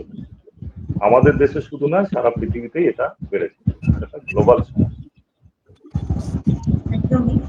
আমরা একটা খুব বিস্তৃত একটা আলোচনা শুনলাম, এবং আমরা জানি যে যেরকম ডাক্তারবাবু বলছিলেন যে উদ্বেগ, মানসিক সমস্যা, উদ্বেগ বেড়ে চলেছে, এবং সেটা খুব সাংঘাতিক রকম ভাবে মানে প্রায় মহামারীর জায়গায় চলে গেছে। এটা নিয়ে আমরা একটু পরে আলোচনা করবো। যেটা নিয়ে প্রথম আমাদের ডাক্তারবাবু আলোচনা শুরু করেছিলেন যে সোশ্যাল মিডিয়া, সমাজ মাধ্যমে একটা মাধ্যমের যে ভীষণ রকমের ব্যবহার বেড়ে গেছে, সেখান থেকে আমাদের একটা সমস্যা তৈরি হচ্ছে। আমার পরবর্তী প্রশ্ন ম্যাডামের কাছে যে আমাদের যে সোশ্যাল মিডিয়া ব্যবহার, এবং মানে বলা ভালো যে মোবাইল ব্যবহার সর্বস্তরে, সেটা বাচ্চা, সেটা বয়স্ক, এবং সেটা প্রাপ্তবয়স্ক মানুষ, প্রত্যেকটা মানুষই ভীষণ রকমের মোবাইলের প্রতি অ্যাডিক্টেড হয়ে গেছে। সেইটা কতটা ক্ষতিকর এবং সেটা থেকে আর কিভাবে বেরিয়ে আসা যায়, একটু যদি আপনি আলোচনা। দেখুন, সোশ্যাল মিডিয়ার ভালো খারাপ দুটো দিকই রয়েছে, এবং ইনফ্যাক্ট এখন আমরা এই অনলাইনে যে প্রোগ্রামটা করছি সেটাও সোশ্যাল মিডিয়ারই অবদান বলতে পারি। এরকম আমরা প্রচুর পুরনো বন্ধুকেও খুঁজে পাই, কিন্তু তার সঙ্গে আবার ঠিক একটু আগেই ডক্টর সুমিত দাসও বলছিলেন যে সোশ্যাল মিডিয়ার জায়গাটায় কোথায় কোথায় অসুবিধা হয়, মানে আমাদের একটা মরীচিকার মতো আমাদের কাছে সেটা কাজ করে। যেরকম ধরুন একটি মেয়ে, আমি একটা কাল্পনিক নামও যদি দিই, ধরুন রিয়া, ইনস্টাগ্রামে একটা দারুণ হাসি মুখের একটা ছবি দিল, এবং ছবির পেছনে ধরুন একটা সুন্দর কফি শপ এবং সামনে একটা বেশ দামি কফি কাপ রয়েছে, তাতে কফি, এবং ইনস্টাগ্রামে দেওয়ার সাথে সাথেই হয়তো 100-200 ছাড়িয়ে গেল তার লাইক। কিন্তু যদি আমরা দেখি, হয়তো এই ছবি তোলার ঠিক আগের মুহূর্তেই সে হয়তো তার বাবা মায়ের সঙ্গে কিংবা পার্টনারের সঙ্গে, যার সঙ্গে হোক না কেন, হয়তো তুমুল ঝগড়াঝাটি করেছে, কিংবা কফিটাও যতটা দামি বলে আমরা ভাবছি হয়তো নয়, একটু স্বাদটা হয়তো পানসেও হতে পারে। কিন্তু ব্যাপার হচ্ছে, যখন আমরা এই সাজানো সুখটা দেখছি, তখন আমাদের মনের মধ্যে একটা অজান্তেই একটা ধারণা তৈরি হয়ে যাচ্ছে, আহা ওর জীবনটা কি রঙিন, আমারটাই কি সারা জীবন শুধু সাদা কালো থেকে গেল। একটু আগে ডক্টর দাস যেটা বলছিলেন যে FOMO, fear of missing out, এটা ভীষণ রকম ভাবে কাজ করে, যে সবসময় একটা পাহাড় প্রমাণ চাপ আমাদের মনের মধ্যে তৈরি হয়ে যাচ্ছে। মানে এই একটা কথাই বলার যে এটা একটা মানে সেই সিনেমার ট্রেলারের মতো, মানে এটাকে দেখে শুধুমাত্র মানে আমাদের জীবনের আসল মুহূর্ত তথ্যচিত্রটা কি হচ্ছে সেটা হয়তো গেস করা যায় না। মানে এটা এই সেই সাজানো সুখটা দেখেই আমরা আনন্দ পেতে পারি, কিংবা তার মতো নিজেদের মতো করে একটা মানে করতে পারি। সেখানে কম্পারিজনের জায়গাটা যখনই আসছে, তখনই কিন্তু আমাদের একটা সমস্যায় পড়তে হচ্ছে। আর যেটা হচ্ছে যে স্ক্রিন টাইম এখন যেটা ভীষণ রকম ভাবে বেড়ে যাচ্ছে, আমি শুধু বাচ্চাদের বলবো না, এটা বহু বয়স্ক মানুষ, অ্যাডাল্ট পার্সন যারা হয়তো বলেন, বোঝেন, কিংবা অনেক সময় বাচ্চাদেরও বলেন যে অত ফোন দেখো না, কিন্তু তারা নিজেরা কিন্তু এই জায়গাটা থেকে নিজেদেরকে সরিয়ে আনতে পারেন না। তার কারণ কি? ধরুন অনেকে গেমিং সাইটে ভীষণ রকম ভাবে অ্যাডিক্টেড হয়ে যাচ্ছেন। তার কারণ গেম গুলোতে দেখলে যেটা পাওয়া যায় যে নানা রকম না লেভেল আছে, লেভেল 1, লেভেল 2, এবং এই যে লেভেল 1 থেকে 2 তে আমি উঠে যাচ্ছি, হ্যাঁ আমাকে যে জিততে হবে এই মনের মধ্যে এই যে ব্যাপারটা, এবং যখন জিতছি তখন ডোপামিন নামক একরকম আমার হরমোন সিক্রেশন হচ্ছে, সেটা আমার ফিল গুড ফ্যাক্টরটাকে অনেকটা ইনক্রিজ করে দিচ্ছে, একটা ভালো লাগার অনুভূতি। এই যে ভালো লাগাটা আমি যখন পেতে শুরু করছি, আমি কিন্তু তার থেকে আর নিজেকে সরাতে পারছি না। কিছু কিছু সময়তে এই গেমটাও আমাদের কাছে একটা চ্যালেঞ্জ হয়ে দাঁড়ায়, একটা উত্তেজনা। মানে আমার মস্তিষ্কে মানে এটা মানে মস্তিষ্ক এটাকে একটা না বাস্তব হিসেবে মানে ভাবতে শুরু করে যে এটাই চ্যালেঞ্জ, মানে নিজেকে উত্তেজিত আমরা করে ফেলি যে এই জিততে হবে জিততে হবে। হ্যাঁ, মানে অনেকটা হাইপার অ্যারাউজাল বলতে পারেন, মানে এইরকম একটা পরিস্থিতি আমাদের মধ্যে কিন্তু তৈরি হয়। এছাড়া এই যখন গেমগুলো খেলছে, বেশ অনেক সময় যেটা শুনি যে রাত্রিবেলা একসঙ্গে সব বন্ধুরা মিলে খেলছে, হ্যাঁ এটা মানে মাল্টিপ্লেয়ার গেম, মানে সেখানে আমারটা হয়ে গেল বা আমি আর চাইছি না, বা আমি মাঝপথে খেলাটা বন্ধ করে দেব, এটা হয়তো সবসময় সেটা সম্ভব হয়ে ওঠে না, সেটাও একটা কারণ। এছাড়াও আরো কিছু মানে হচ্ছে যে মানে অফুরন্ত কন্টেন্ট আসতে থাকে, মানে আমরা স্ক্রোল করছি এর জন্য শেষ নেই, মানে ইনফাইনাইট স্ক্রোল আমরা করে চলেছি, মানে প্রচুর কন্টেন্ট আসতে থাকছে। বা অনেক সময় অটো প্লে ভিডিও গুলো আসে, যেরকম মানে একটা শেষ হতে না হতেই আরেকটা চলে এলো, মানে আমি যে সরে আসবো সেই চান্সটা আমার ব্রেন আমাকে দিচ্ছে না, মানে আমার খুব সহজেই আরেকটার মধ্যে আমি নিজেকে ইনভলভ করে ফেলছি। বা অনেক সময় পুশ নোটিফিকেশন আসে, যে অনবরত নোটিফিকেশন গুলো আসছে, যেটা আমার মানে অনেক সময় কি করে যে মনোযোগটাকে আকর্ষণ করে, যে মানে আমার যে কাজটা করছি সেটা ছেলে মেয়ে যদি পড়াশোনাই করে বা অ্যাডাল্ট পার্সন তার অফিসিয়াল জব কি সাংসারিক কাজকর্ম, সেখান থেকে সে কিন্তু কনসেন্ট্রেট করতে পারছে না, ফোকাসটা সরাসরি খেলার মধ্যে। বা অনেক সময় যেটা হয় যে মানে কেউ এটাও দেখেছি, মানে টিভি দেখছেন, ধরুন একটা স্ক্রিন তার সামনে খোলা, মানে তার সাথেও হাতে ফোনটা রয়েছে, উনি তখনও স্ক্রোল করে যাচ্ছেন, বা একটা যখন অ্যাড হচ্ছে তখন দেখছেন, বা যেটা অনুষ্ঠানটা দেখছেন বা নিউজ শুনছেন বা সিরিয়াল দেখছেন, তার ফাঁকে ফাঁকেও কিন্তু উনি স্ক্রোল করে চলেছেন, মানে একটা সেকেন্ড স্ক্রিনিং, সেটাও কিন্তু কন্টিনিউয়াস প্রসেস, সেটা কিন্তু মানে হয়েই চলেছে। এবং এই যে বিষয়টা, এটা আমাদের মধ্যে স্লিপ ডিস্টারবেন্স তৈরি করে দেয়, ঘুমের সমস্যা, ফোকাসে অসুবিধে করে, এবং অনেক সময় যেটা মানে অ্যাংজাইটি, ডিপ্রেশন, এই জায়গাগুলো তো বাড়িয়ে দেয়। আরেকটা হচ্ছে যে নোমোফোবিয়া, মানে আমার ফিয়ার অফ মানে feeling being without a phone, মানে ফোনটা যদি আমার হাত থেকে কোনো অবস্থা হারিয়ে যায়, তাহলে কিন্তু আমার অ্যাংজাইটি লেভেল অসম্ভব বেড়ে যায়। কিংবা কখনো হয়তো হারানো তো দূরে থাক, যদি আমি খুঁজে পাচ্ছি না, হয়তো এমন জায়গায় রেখেছি, বা কোনো জায়গায় হয়তো যেতে হবে, মানে কোনো একটা ইন্টারভিউ হোক বা কোথাও, আমাকে কোথাও হয়তো ফোনটা কিছুক্ষণের জন্য জমা দিতে হচ্ছে, তখনও আমাদের মনে হচ্ছে যেন শরীর থেকে আমার একটা অঙ্গকে কেটে বাদ দিয়ে দিল।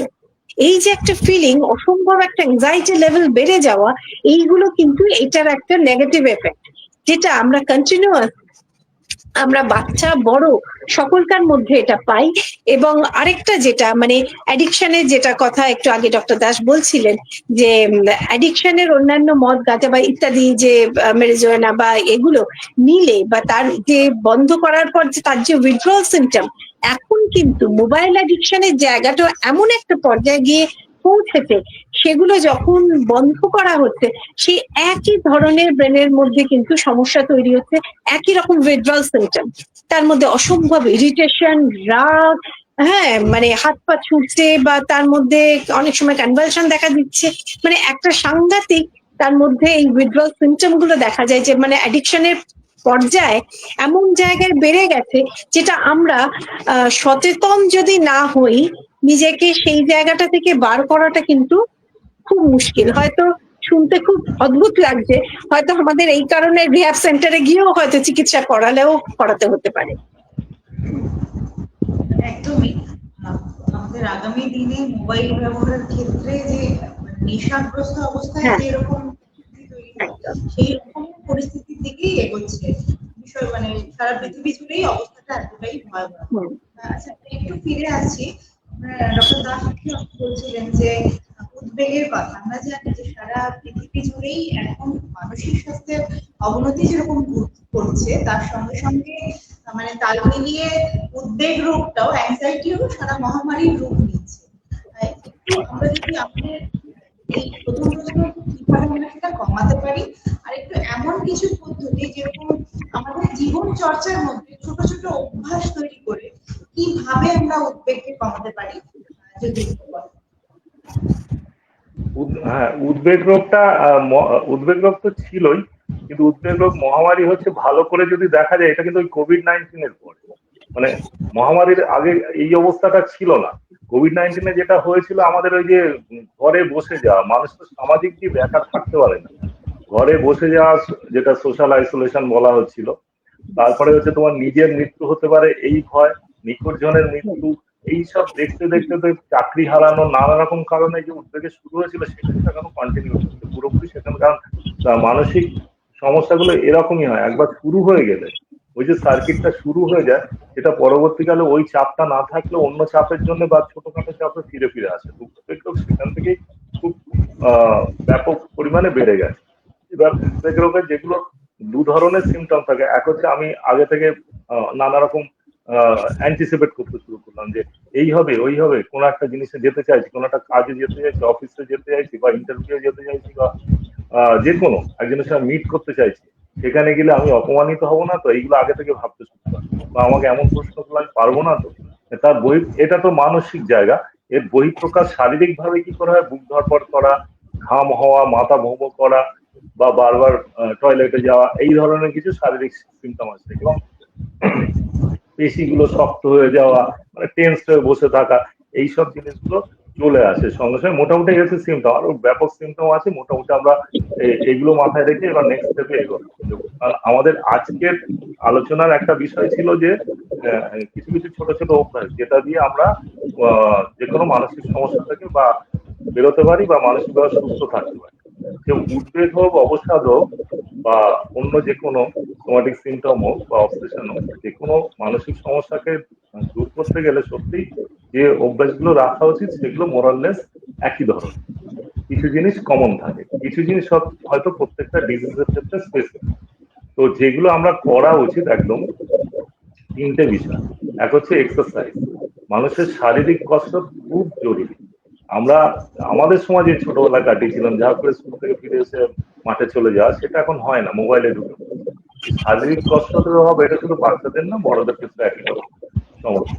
তো উদ্বেগ বা যে কোনো ধরনের মানসিক সমস্যা বেরোতে গেলে প্রতিদিন একটা এক্সারসাইজ করা উচিত। Free hand exercise.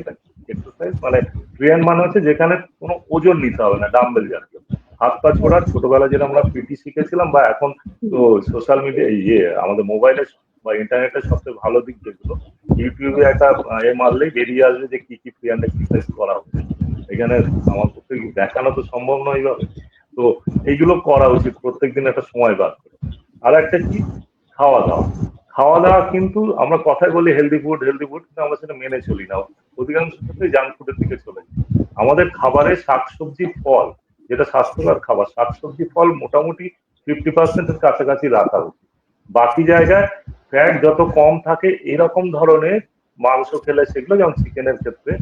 আর ভালো ফ্যাট যেগুলো আছে, যেমন মাছ জাতীয় এতে যে ফ্যাট গুলো ভালো ফ্যাট আছে, এইগুলো খাওয়া যেতে পারে। তার সঙ্গে দানা শস্য জাতীয় জিনিসপত্র খাওয়া দাওয়া, এগুলো হচ্ছে নিউট্রিশনাস একটা ফুড হ্যাবিটস তৈরি করতে পারলে ভালো হয়। এবং জাঙ্ক ফুড যতটা অ্যাভয়েড করা যায়। আর দুটো জিনিস, যে দুটো জিনিস আমরা খুব ভালোবাসি, মিষ্টি মানে সুগার এবং নুন, লবণ, এই দুটোকে যদি বাদ দেওয়া যায়, একদম মিনিমাম করে দেওয়া যায়, তাহলে নিশ্চিতভাবে অনেকটা শারীরিক এবং মানসিক দুটোভাবেই ভালো থাকা সম্ভব। তো এই হচ্ছে ফুডের ব্যাপার সংক্ষেপে। এক্সারসাইজ, ফুড, আর একটা হচ্ছে ঘুম। আমাদের জীবনে ঘুম খুব ইম্পর্টেন্ট। মুশকিলটা হচ্ছে আমাদের বিবর্তন আমাদের শিখিয়েছিল যে সন্ধ্যের পরে আমাদের শোয়া উচিত, কিন্তু এখন তো রাতটাকে একদম কমিয়ে দেওয়া আছে আলো জ্বেলে জ্বেলে। এখনকার লোকজন 2টো-2:30টার সময় ঘুমোতে যায়, আর পরদিন 10টায় ঘুম। এখানে অ্যাপারেন্টলি 8 ঘন্টা ঘুম হয়ে যাচ্ছে, কিন্তু দেখবেন মনে হয় না যে আমি ঠিকঠাক ঘুমিয়েছি। যেন যতটা সম্ভব আগে শোয়া এবং যতটা সম্ভব আগে ওঠা ঘুম থেকে, এটা করতে হবে। আমাদের মোটামুটি একটা মানুষের জীবনে 6 থেকে 8 ঘন্টা ঘুম দরকার। এই 6 থেকে 8 ঘন্টা ঘুমটা কিন্তু খুব প্রয়োজন, এবং সেটা রাতের ঘুম হয় সব থেকে বাঞ্ছনীয়। বা ঘুম অনেকের আসে না, তাদের ক্ষেত্রে যেটা, সে ঘুম আসুক আর না আসুক, সবার ক্ষেত্রে যদি এটা সম্ভব হয়, ঘুমের জায়গাটা মানে বিছানাটাকে শুধু ঘুমের জন্যই ব্যবহার করা উচিত। মানে ওতে বসে পড়া, শুয়ে আড্ডা মারা, এগুলো না করে দরকার হলে সেটা মেঝেতে বসে করা উচিত, কিন্তু শোয়াটা শুধু তার আগে পর্যন্ত বিছানাটা গুছিয়ে রাখা উচিত। যতক্ষণ ঘুম আসবে না, তখন কিন্তু বারবার ঘড়ি বা মোবাইলে ঘড়ির টাইম দেখা উচিত না। চুপচাপ শুয়ে থাকা অনেক ভালো। যদি সম্ভব হয় একদম ঘুম আসছে না অনেকক্ষণ ধরে, সেক্ষেত্রে উঠে খবরের কাগজ পড়া ভালো, বই পড়া ভালো, কিন্তু মোবাইল ঘাঁটা ভালো। এরকম ছোট ছোট জিনিস মাথায় রাখা, বা হালকা মিউজিক চালাতে পারে কেউ, যদি মনে হয় যে ঘুম আসতে অসুবিধা হচ্ছে। এই ধরনের জিনিসগুলো করলে ঘুমটা একটা সঠিকভাবে চলে। এই তো। এছাড়া আমাদের সবসময় মনে রাখতে হবে, বারবার যে কথাটা বলছি, মানসিক সুস্থতার মানে হচ্ছে আরো বেশি মানুষের সঙ্গে সংযোগ রক্ষা। যেটা এই ভার্চুয়াল ওয়ার্ল্ডে 1000টা ফ্রেন্ডের কোনো মূল্য নেই। তার থেকে অ্যাকচুয়াল জগতে, বাস্তব জগতে একটা বন্ধু থাকা অনেক গুরুত্বপূর্ণ। তো এই জন্যে এই অ্যাংজাইটি থেকে মুক্তি পেতে গেলে সবসময় মনে রাখতে হবে মানুষ মানুষের সংযোগ বাড়াতে হবে। এখন হয়তো শারীরিকভাবে সবসময় মেশা সম্ভব নয়, কিন্তু মেশা সম্ভব, একটা দিন ঠিক করে মেশা সম্ভব। আড্ডা মানে নিছক আড্ডা, মোবাইলটা অফ করে নিছক আড্ডা মানে, এটা করতে পারলে খুব ভালো হয়। কিছু না, ফোন করে কথা বলা, মানে হোয়াটসঅ্যাপ বা ফেসবুকের থেকে ফোনে কথা বলা, তার গলা শোনা, নিজের গলা তাকে শোনানো, এইগুলো খুবই গুরুত্বপূর্ণ।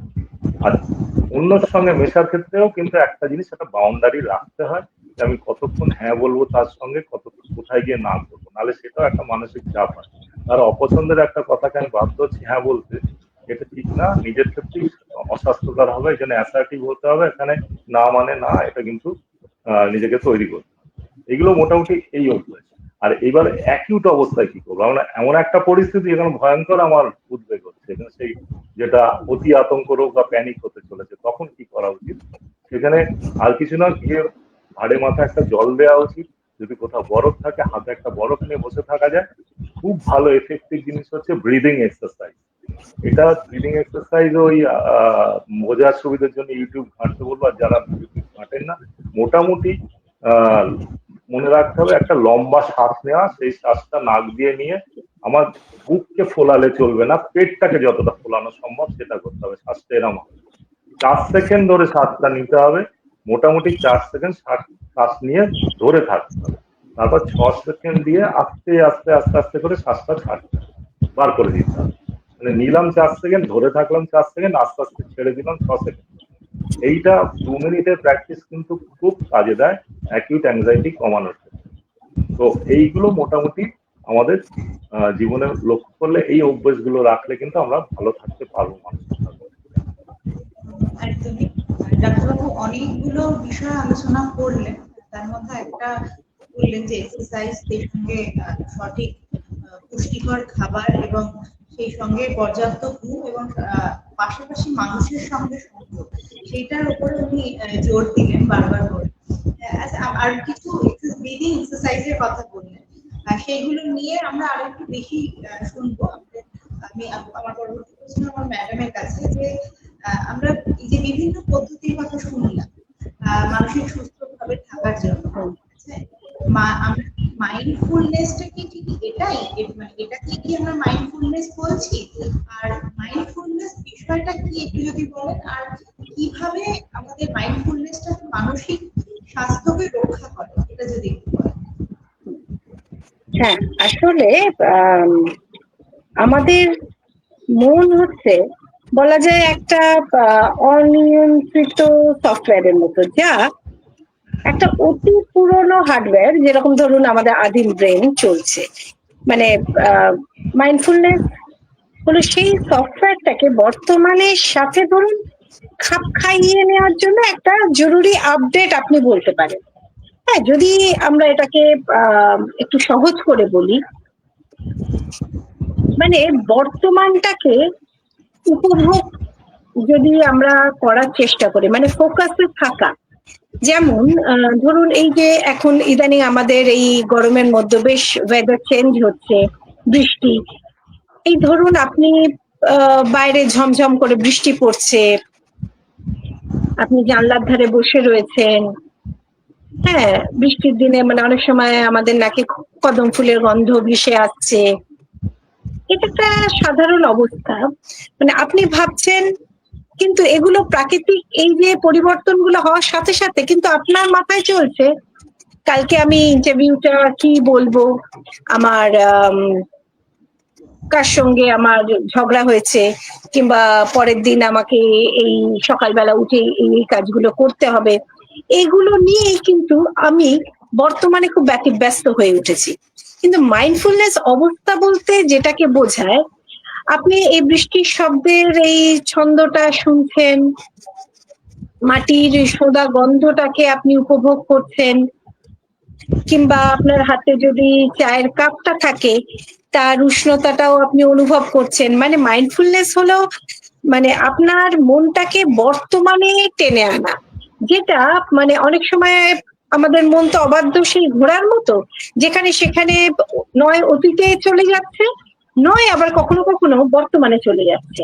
হ্যাঁ, কিন্তু সেই ঘোড়াটাকে লাগাম দিয়ে বর্তমানটাকে ঘাসে মুখ দিয়ে, মানে যদি ঘোড়াটাকে আপনি ঘাসে মুখ দিয়ে রাখেন, এইরকম অবস্থাতে যখন মন বর্তমানে থাকে এবং দুশ্চিন্তা করার একেবারেই সুযোগ পায় না, অর্থাৎ আমাদের প্রত্যেকটা সেন্স অর্গানকে আমরা যখন অ্যাক্টিভ রাখছি এবং সেইটাকে সেই পরিস্থিতিটাকে অনুভব করার চেষ্টা করছি। যেমন ধরুন একটু আগে যে অ্যাংজাইটির কথা হচ্ছিল, মানে ডক্টর দাস বলছিলেন যে অ্যাংজাইটি হলে আমরা কি কি করব, একদমই তাই। কিন্তু এইটা আমরা সেই মোমেন্টে না করে আমরা প্রতিদিন যদি প্র্যাকটিস করি, তাহলে কিন্তু তার একটা পরিবর্তন আমরা নিজেদের মধ্যে পাই। মানে আমাদের হঠাৎ করে ইমোশন একটা স্পাইক হয়, তো সেখানটা থেকে আমরা ইমোশনটাকে কন্ট্রোল করতে পারি। যেমন ধরুন আমি প্রতিদিন যদি মর্নিং ওয়াক করি, আমি রাস্তায় হাঁটছি এবং হাঁটতে হাঁটতেও আমরা কানে নয় হেডফোন দিয়ে গান শুনি, নয় কারোর সঙ্গে গল্প করতে করতে দৌড়চ্ছি, হাঁটছি, কিংবা আশপাশের কথাগুলো ভাবছি। কিন্তু যদি এটা হয় যে আমি যে গাছগুলোর পাশ দিয়ে হাঁটছি, আমি দেখছি যে গাছগুলোর কাণ্ডগুলো পাতা মানে ছালগুলো সরে আসছে কিনা, কিংবা অনেক সময় যেটা হয় যে গাছের পাতা ঝরে পড়ে বা পাতা গজানোর সময় নতুন করে আস্তে আস্তে পাতা গজাচ্ছে, কতটা পরিবর্তন হচ্ছে আমরা যদি মাইনিউটলি দেখতে থাকি প্রতিদিন, তাহলে কিন্তু আমরা সেই জায়গাটাকে অনুভব করতে পারবো। আপনার মনে হতে পারে যে এটা করে আমার লাভটাই বা কি হলো, কিন্তু আমি যে প্রতি মুহূর্তে রয়েছি, প্রতিক্ষণে আমি আমার বর্তমানটাকে আমি উপভোগ করতে পারছি। আমার এই অতীত এবং বর্তমানের যে দ্বন্দ্বটা বা যেই অতিরিক্ত দুশ্চিন্তার জায়গাটা থেকে আমি নিজেকে কিন্তু সচেতন ভাবে সরাতে পারছি। এবং যেটা অনেক সময় হয় যে অতিরিক্ত রাগ বা একটা টেনশন তৈরি হলো, যদি আমি সেই টেনশনের উৎসস্থলটা ভাবার চেষ্টা করি যে কোথা থেকে, যে এমন নয় যে আমি অ্যাংজাইটিটা আমি সঙ্গে সঙ্গে থামিয়ে দিতে পারবো, বা রাগটাকে তুমি রেগেছো, রাগাটা উচিত না, তুমি রাগটা কমিয়ে ফেলো, তা নয়। আমি যদি উৎসস্থলটা ভাবি, তাহলে কিভাবে রাগটার সেই উত্থানটা হলো সেইটাকে যদি প্রত্যেকটা ঘটনাকে যদি আমি অনুভব করতে থাকি, তাহলে দেখুন আমরা কিন্তু রিয়েলাইজ করতে পারি যে কোথা থেকে সমস্যাটা তৈরি, এবং আমরা সেই মুহূর্তে ইমোশনটাকে অনেকটা কন্ট্রোলও করতে পারি। কিংবা আমরা অনেক সময় যেটা হয় যে আমরা যখন খাবার খাচ্ছি, ধরুন আমরা মুখে খাবার দিয়ে বেশিরভাগ সময় আমরা টিভি দেখতে দেখতে খাই, কিংবা ফোন দেখতে দেখতে খাই, কিংবা গল্প করতে করতে খাই, কিন্তু খাবার স্বাদটাকে ঠিক করে আস্বাদন করি না। আমরা চট করে যদি কেউ মনে করতে থাকি যে ঠিক বিরিয়ানির স্বাদটা কেমন, আমি কি এক্ষুনি ফিল করতে পারবো সেটা কিন্তু আমি ফিল করতে পারছি না। কিন্তু কিংবা আপেলের স্বাদটা কেমন, আমি কিন্তু সঙ্গে সঙ্গে আমি কিন্তু ফিল করতে পারছি না। কিন্তু আমরা প্রতিদিন আমরা এই খাবারগুলোই আমরা কিন্তু খাচ্ছি, আমাদের অনুভূতির মধ্যে সেগুলো আসছে, কিন্তু আমরা সেটাকে উপভোগ করতে পারছি না। আর সেইটাকেই প্রত্যেক দিন যখন খাবারটা খাচ্ছি, শুনতে হয়তো অদ্ভুত লাগবে যে আমি ভীষণ চিবিয়ে চিবিয়ে খাচ্ছি, হ্যাঁ, প্রত্যেকটা জীবের কি বলে জিভ দিয়ে ঘুরিয়ে ঘুরিয়ে প্রত্যেকটা মারি, বা প্রত্যেকটা মুখে সমস্ত জায়গায় রস আস্বাদন করে খাচ্ছি, অনেকক্ষণ সময় নিয়ে খাচ্ছি। হ্যাঁ, যখন সেটাকে গিলছি খাবারটা, ঠিক আস্তে আস্তে আমার ফুড পাইপ দিয়ে কিভাবে নামছে সেটাকেও আমি ফিল করার চেষ্টা করছি। তখন আমরা খুব হাসি পেতে পারে যে এইভাবেও আমরা কেউ খাই নাকি, বা খেই বা কি লাভ। কিন্তু দেখুন যে আপনি একটু এইগুলো যে কোনো দিনের একটা কাজ মাইন্ডফুলি করার চেষ্টা করতে পারেন। নয় কোনো খাবার, কিংবা চায়ের কাপটা আপনি হাতে নিয়ে বসে আছেন, জাস্ট আপনি টাচ করলেন, আপনি যে তাপটা অনুভব করলেন, কিংবা নাকের কাছে নিয়ে এসে আপনি স্মেলটা নিলেন, হ্যাঁ, আপনি চোখ বন্ধ করে প্রথমে একটা সিপ নিলেন, আপনি সেটাকে ফুড পাইপ অব্দি যাওয়া অব্দি অপেক্ষা করলেন, মানে তাড়িয়ে তাড়িয়ে উপভোগ করে যে খাওয়াটা, সেটা কিন্তু মাইন্ডফুলনেস প্র্যাকটিস। আমরা যে কোনো কাজ, আমরা যদি দিনের হয়তো প্রচুর কাজের ব্যস্ততায় হয়তো প্রত্যেকটা কাজ আমরা এইভাবে করতে পারবো না, কিন্তু যদি যে কোনো একটা কাজ যদি আপনি এইভাবে করার চেষ্টা করেন, ধরুন আপনি প্যারেন্টস, আপনার বাচ্চার সঙ্গে আপনি বেড়াতে যাচ্ছেন বা কিছু, তার হয়তো জাস্ট হাতটাকে টাচ করে রয়েছে, তার হাতটা টাচ করে তাকে সেটাকে অনুভব করার চেষ্টা করুন, তাহলেও কিন্তু একটা মাইন্ডফুলনেস প্র্যাকটিস হয়। এবং এই যে আমরা খুব অ্যাংজাইটির মধ্যে থাকি বা খুব উত্তেজনা বা এই যে ইমোশন গুলোকে আমরা কন্ট্রোল করতে পারি না, অনেক সময় আমাদের কাছে এসে বলে যে না আমি বুঝতে পারছি আমার সমস্যাটা হচ্ছে, কিন্তু আমি সেটাকে কন্ট্রোল করতে পারি না। কিন্তু মাইন্ডফুলনেস হচ্ছে সেই ফোকাসে আমি থাকছি, সেই বর্তমানে সেই মুহূর্তে আমি থাকছি, এবং আমার ইমোশন গুলোকে আমি কিন্তু অনেকটাই কন্ট্রোল করতে পারছি। দেখুন, আমরা মানুষ হিসেবে রাগ, দুঃখ, কোনো উদ্বেগ জীবনে আসবে না বা হবে না এই গ্যারেন্টি তো আমরা দিতে পারি না, কিংবা এটা হওয়াটা মানে খুব অপরাধের তা নয়। এগুলো আমাদের বেসিক ইমোশনাল কম্পোনেন্ট, এগুলো আমরা ফেস করব এবং আমাদের জীবনেও ঘটবে, কিন্তু সেটা যেন এতটাও অসুবিধে না তৈরি করে যেখানে আমার ডিসঅর্ডার ফর্ম করছে, অর্থাৎ আমার ডে টু ডে লাইফের অ্যাক্টিভিটি গুলো হ্যাম্পার হচ্ছে, সেটা সেই পর্যায়টাই যেন না গিয়ে পৌঁছয়। তার আগে আমাদের ইমোশনটাকে আমরা যেন নিজেরাই রেগুলেট করতে পারি, কন্ট্রোল করতে পারি। এই মাইন্ডফুলনেস প্র্যাকটিস যদি আমরা করতে থাকি, তাহলে কিন্তু আমাদের পক্ষে এইগুলো করা অনেকটাই সহজ হয়ে উঠবে।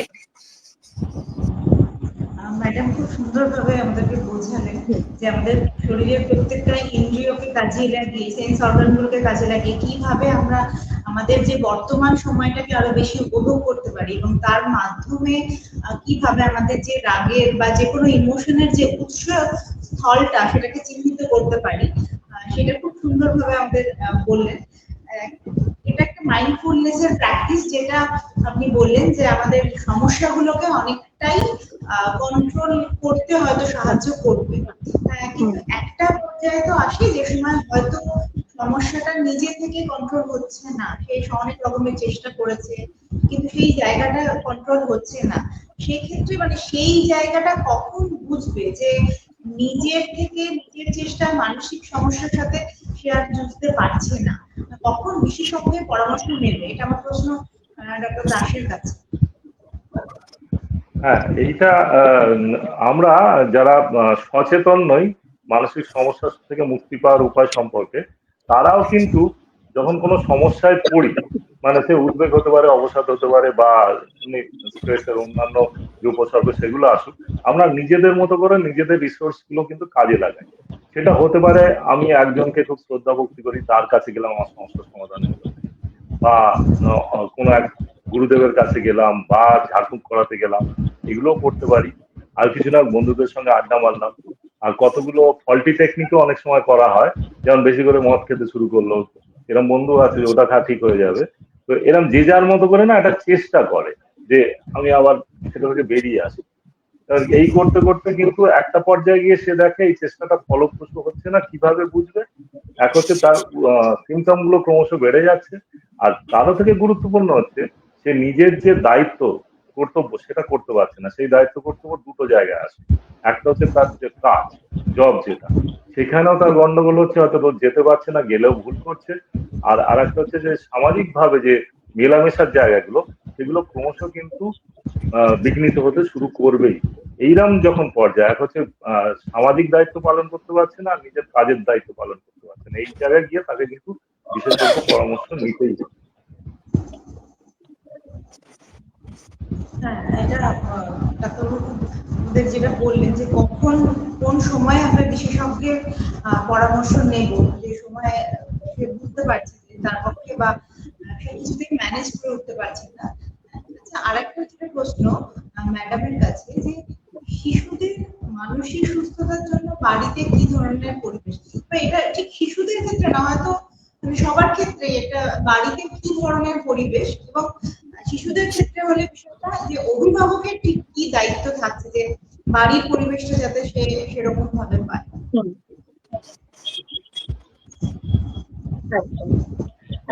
বাড়ির পরিবেশ বলতে আমি একটা উদাহরণ দিচ্ছি। ধরুন একটি বাচ্চা একটা কাঁচের গ্লাস ভেঙে ফেলেছে, তো সে তো ভয়ে কাঁপছে। যদি আমি দুটো পরিবেশের উদাহরণ দিই, এক পরিবেশ নাম্বার যদি 1 হয়, একজন বাবা হঠাৎ করে এটা দেখে খুব চিৎকার করে উঠলো, বলে যে তোর দ্বারা কিচ্ছু হবে না, সব সময় সব জিনিস তুই কিন্তু ওয়েস্ট করিস। এক্ষেত্রে আর আরেকটা হচ্ছে পরিবেশ, সেটা হচ্ছে যে বাবা এসে বললেন যে ইস এরকম হয়ে গেছে, তোর লাগেনি তো, আয় আমরা দুজনে মিলে যেখানটা মানে ভেঙে গেছে কাঁচের গ্লাসটা আমরা পরিষ্কার করে ফেলি, কিন্তু পরের বার থেকে কিন্তু একদম সাবধান হতে হবে। এই হচ্ছে দুটো পরিস্থিতি যদি ভাবি, তাহলে প্রথম পরিস্থিতিটাই কি হবে? প্রথম পরিস্থিতিটায় যেহেতু ওই যে বকা ঝকা কিংবা তাকে নেগেটিভ কথা বলা হলো, যে বা তাকে হিউমিলিয়েট করা হলো যে এই তোর দ্বারা কিচ্ছু হবে না, এতে বাচ্চারা প্রথমেই যেটা হয় যে বাচ্চাকে না, যেটা আমাদেরকেও যদি বড়দেরকেও যদি কেউ করতো, তাহলে কি হয় যে প্রথমেই যেটা হয় একটা ভয়ের রিয়াকশন। ভয় পেয়ে কি করি আমরা, কুকড়ে যাই নিজেকে, মানে গুটিয়ে নিচ্ছি। এবং তারপর কি হচ্ছে, যেহেতু ভয়, এরপর যদি এরকম কখনো ঘটনা ঘটে এবং সেটা যদি বাবার অ্যাবসেন্সে ঘটে, তাহলে কি সত্যি বাচ্চাটা বাবার কাছে সেটা জানাতে চাইবে? কি মনে হয়? অবভিয়াসলি চাইবে না। আর কে আর বকুনি খেতে চাইবে? সেক্ষেত্রে কি হচ্ছে, তাহলে আরেকটা ওই সঙ্গে নেগেটিভ বিহেভিয়ার ডেভেলপ করছে, সেটা হচ্ছে কি মিথ্যে কথা বলা। তাহলে একসঙ্গে মিথ্যে কথা বলছে, নিজেকে ভয় গুটিয়ে নিচ্ছে, এবং অনেক ক্ষেত্রে হচ্ছে নিজের কনফিডেন্স লেভেলটা অনেক সময় ডাউন হয়ে যায়, যে আমি সত্যিই তো পারি না, আমি একটা সামান্য গ্লাসও ধরতে পারছি না, আমি একটা কাজও করতে পারছি না, সবেতেই আমি ভয় করবো, মানে সবেতেই ভুল করছি। এই যে ক্রমান্বয়ে মানে তাকে হিউমিলিয়েট করা, তার সেলফ এস্টিমটাও ভীষণ ডাউন হয়ে যায়। কিন্তু দ্বিতীয় ক্ষেত্রে কি হচ্ছে, সেটা সিকিউর ফিল করছে, হ্যাঁ সে হয়তো অন্যায় করে ফেলেছে, কিন্তু সেখানে বাবা কিন্তু যেহেতু মানে অনেকটা তাকে বন্ধুর মতো আচরণটা করলেন, যে মানে পরিস্থিতিটা অনেকটা নিরাপদ পরিস্থিতি, মানে একটা সিকিউরড একটা ফিলিং তার মধ্যে কিন্তু বাবা তৈরি করলেন। এবং আরেকটা কি, তাকে একটা রেসপন্সিবিলিটিও দিলেন, যে এরপর যদি এটা হয়, মানে এরপর থেকে যাতে না হয় তুমি সেটা খেয়াল রাখো, মানে তার আবেগটারও গুরুত্ব দিল এবং তার সাথে সাথে তাকে একটা দায়িত্বশীল হওয়ারও একটা জায়গা দিল। তাহলে মানে এমন নয় যে সারাক্ষণ তাকে নেগেটিভ এইভাবে অ্যাকিউজ করা বা এটা কোনো পরিবেশে হওয়াটা কখনোই কাম্য না। এবং তার অনুভূতির মূল্য দেওয়া, যেটা মানে একদম শুরুর দিকে যেটা ডক্টর দাস বলছিলেন, যে তার সিম্প্যাথি বা তার মধ্যে ইমোশনাল ডেভেলপমেন্ট, কারণ আমাদের ডেভেলপমেন্টটা তো অনেকগুলো হয়, যে শুধুমাত্র যে আমাদের ফিজিওলজিক্যাল ডেভেলপমেন্ট হচ্ছে বা সাইকোলজিক্যাল বা ইন্টেলেকচুয়াল তা নয়, তার সঙ্গে সঙ্গে সোশ্যাল বা ইমোশনাল ডেভেলপমেন্টটাও কিন্তু ভীষণভাবে জরুরি, কারণ এটা একটা আমাদের হোলিস্টিক ডেভেলপমেন্ট তৈরি করছে। যে আমি শুধু অনেক ক্ষেত্রে বাবা মারা সেটা দেখেন যে ও পড়াশোনা করছে তো তাহলেই যথেষ্ট, আর অন্য কিছু দেখার প্রয়োজন নেই, কিন্তু তার মধ্যে সেই সিম্প্যাথিটা তৈরি হচ্ছে কিনা, হ্যাঁ তার একটা অনুভূতি, মানে কোনো একটা বন্ধুর কোনো জিনিস হারিয়ে গেছে তাকে হেল্প করছে কিনা, বা সত্যি কথা বলছে কিনা, মানে অর্থাৎ তার মধ্যে ভ্যালুস গুলো তৈরি হচ্ছে কিনা, এই জায়গাগুলো বাবা মায়ের কিন্তু ভীষণ রকম ভাবে এই জায়গাগুলো দরকার। এবং আরেকটা ব্যাপার হচ্ছে যে বাবা মা যেন সেই আচরণগুলো নিজেরাও ফলো করেন, মানে এরকম যেন না হয় যে অনেক ক্ষেত্রে বাবা মারা এসে বলেন ও তো একদম স্টোরি বুক পড়ে না, সারাক্ষণ ফোন নিয়ে থাকে, কিন্তু এটা মানে সেই বাড়িতেই খুব বেশি হয় যে বাড়ির বাবা মারাও একদমই হয়তো কখনো গল্পের বই বা এরকম ধরনের কখনোই পড়েন না। হ্যাঁ, তাহলে বাচ্চার মধ্যে সেই যে মানে ইয়েগুলো, মানে যে গুণগুলো আমি চাইছি খুব সহজে ডেভেলপ হয়ে যাক, সেটা একটা ভিন গ্রহ থেকে আসেনি সন্তান, আমারই সন্তান, অনেকটা আমাকে দেখেই কিন্তু বড় হবে। তাই যে ভ্যালুস গুলো তার মধ্যে আমি তৈরি করতে চাইছি, সেইগুলো যদি আমি নিজের মধ্যে প্রতিদিন অনুশীলন করি, সত্যি কথা বলা, অযথা মিথ্যে কথা বা অন্যকে খারাপ করে কথা বলা, কিংবা রাগারাগি বা অ্যাবিউসিভ কোনো ল্যাঙ্গুয়েজ ইউজ, এই জায়গাগুলো থেকে যদি আমরা বিরত থাকি, তাহলে খুব মানে বাচ্চাকে সেইগুলো বোঝাতে সুবিধা হয়। এবং অনেকটা বোঝানোরও দরকার নেই, মানে আমরা তো মানে বাচ্চারা তো দেখে দেখেই অনেকটা শেখে, এগুলো কিন্তু তাদের মধ্যে তাদের চরিত্রায়নের ফলে মানে উন্নতি ঘটে এগুলো দেখতে দেখতেই। তাকে জোর করে সেই বইতে পড়ার মতো, পড়া মুখস্থের মতো কিন্তু এই ভ্যালুস গুলো তার মধ্যে তৈরি করার কোনো দরকার হয় না, সে অটোমেটিক্যালি তার মধ্যে এগুলো তৈরি হয়ে যায়।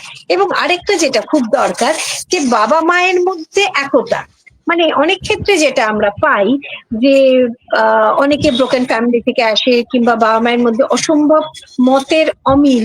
দেখুন, হাজবেন্ড ওয়াইফের মধ্যে অনেক সময় কোনো কারণে মতের অমিল হতে পারে বা রাগারাগি হতে পারে, এটাও মানে হেলদি একটা রিলেশনশিপের মধ্যেই পড়ে, কিন্তু যদি সেটার মাত্রা ছাড়ায়, তাহলে আমরা সব সময় বলি সে বাচ্চাটি যেন এর সাক্ষী না হয়। মানে বাবা মাকে খুব খারাপ আচরণ করছে, কিংবা কখনো কখনো গায়ে হাত তুলছেন, কিংবা বাড়ির দাদু ঠাকুমার সঙ্গেও এই জিনিসগুলো তৈরি হচ্ছে, মানে তার সামনে ঘটছে, এইগুলো কিন্তু একটা বাচ্চার বড় হওয়ার পেছনে মানে হওয়ার সময়তে ভীষণ রকম ভাবে নেগেটিভ একটা ইম্প্যাক্ট ফেলে। কারণ বাচ্চা চায় যে বাবা মায়ের একটা হাসি মুখ সবসময় দেখতে, এবং এতে তার মধ্যে একটা সিকিউরিটি ডেভেলপ করে, যে আমি একটা নিশ্চিন্ত একটা আশ্রয়ে বড় হচ্ছি। কিন্তু যদি দেখে যে এই আজ বাবা মা রয়েছে, কাল নাও থাকতে পারে একসঙ্গে, এটা কিন্তু একটা চরম ইনসিকিউরিটি বাচ্চার মধ্যে দেখি।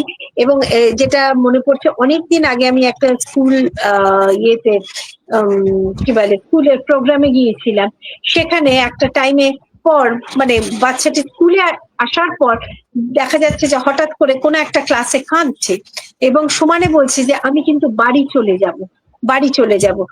আলাদা করে সেই টিচাররা যখন ডেকে মানে বাচ্চাটির সঙ্গে কথা বলে, তখন বাচ্চাটির ভয় তৈরি হয়েছে বাবা এসে মাকে মেরে দেবে না তো।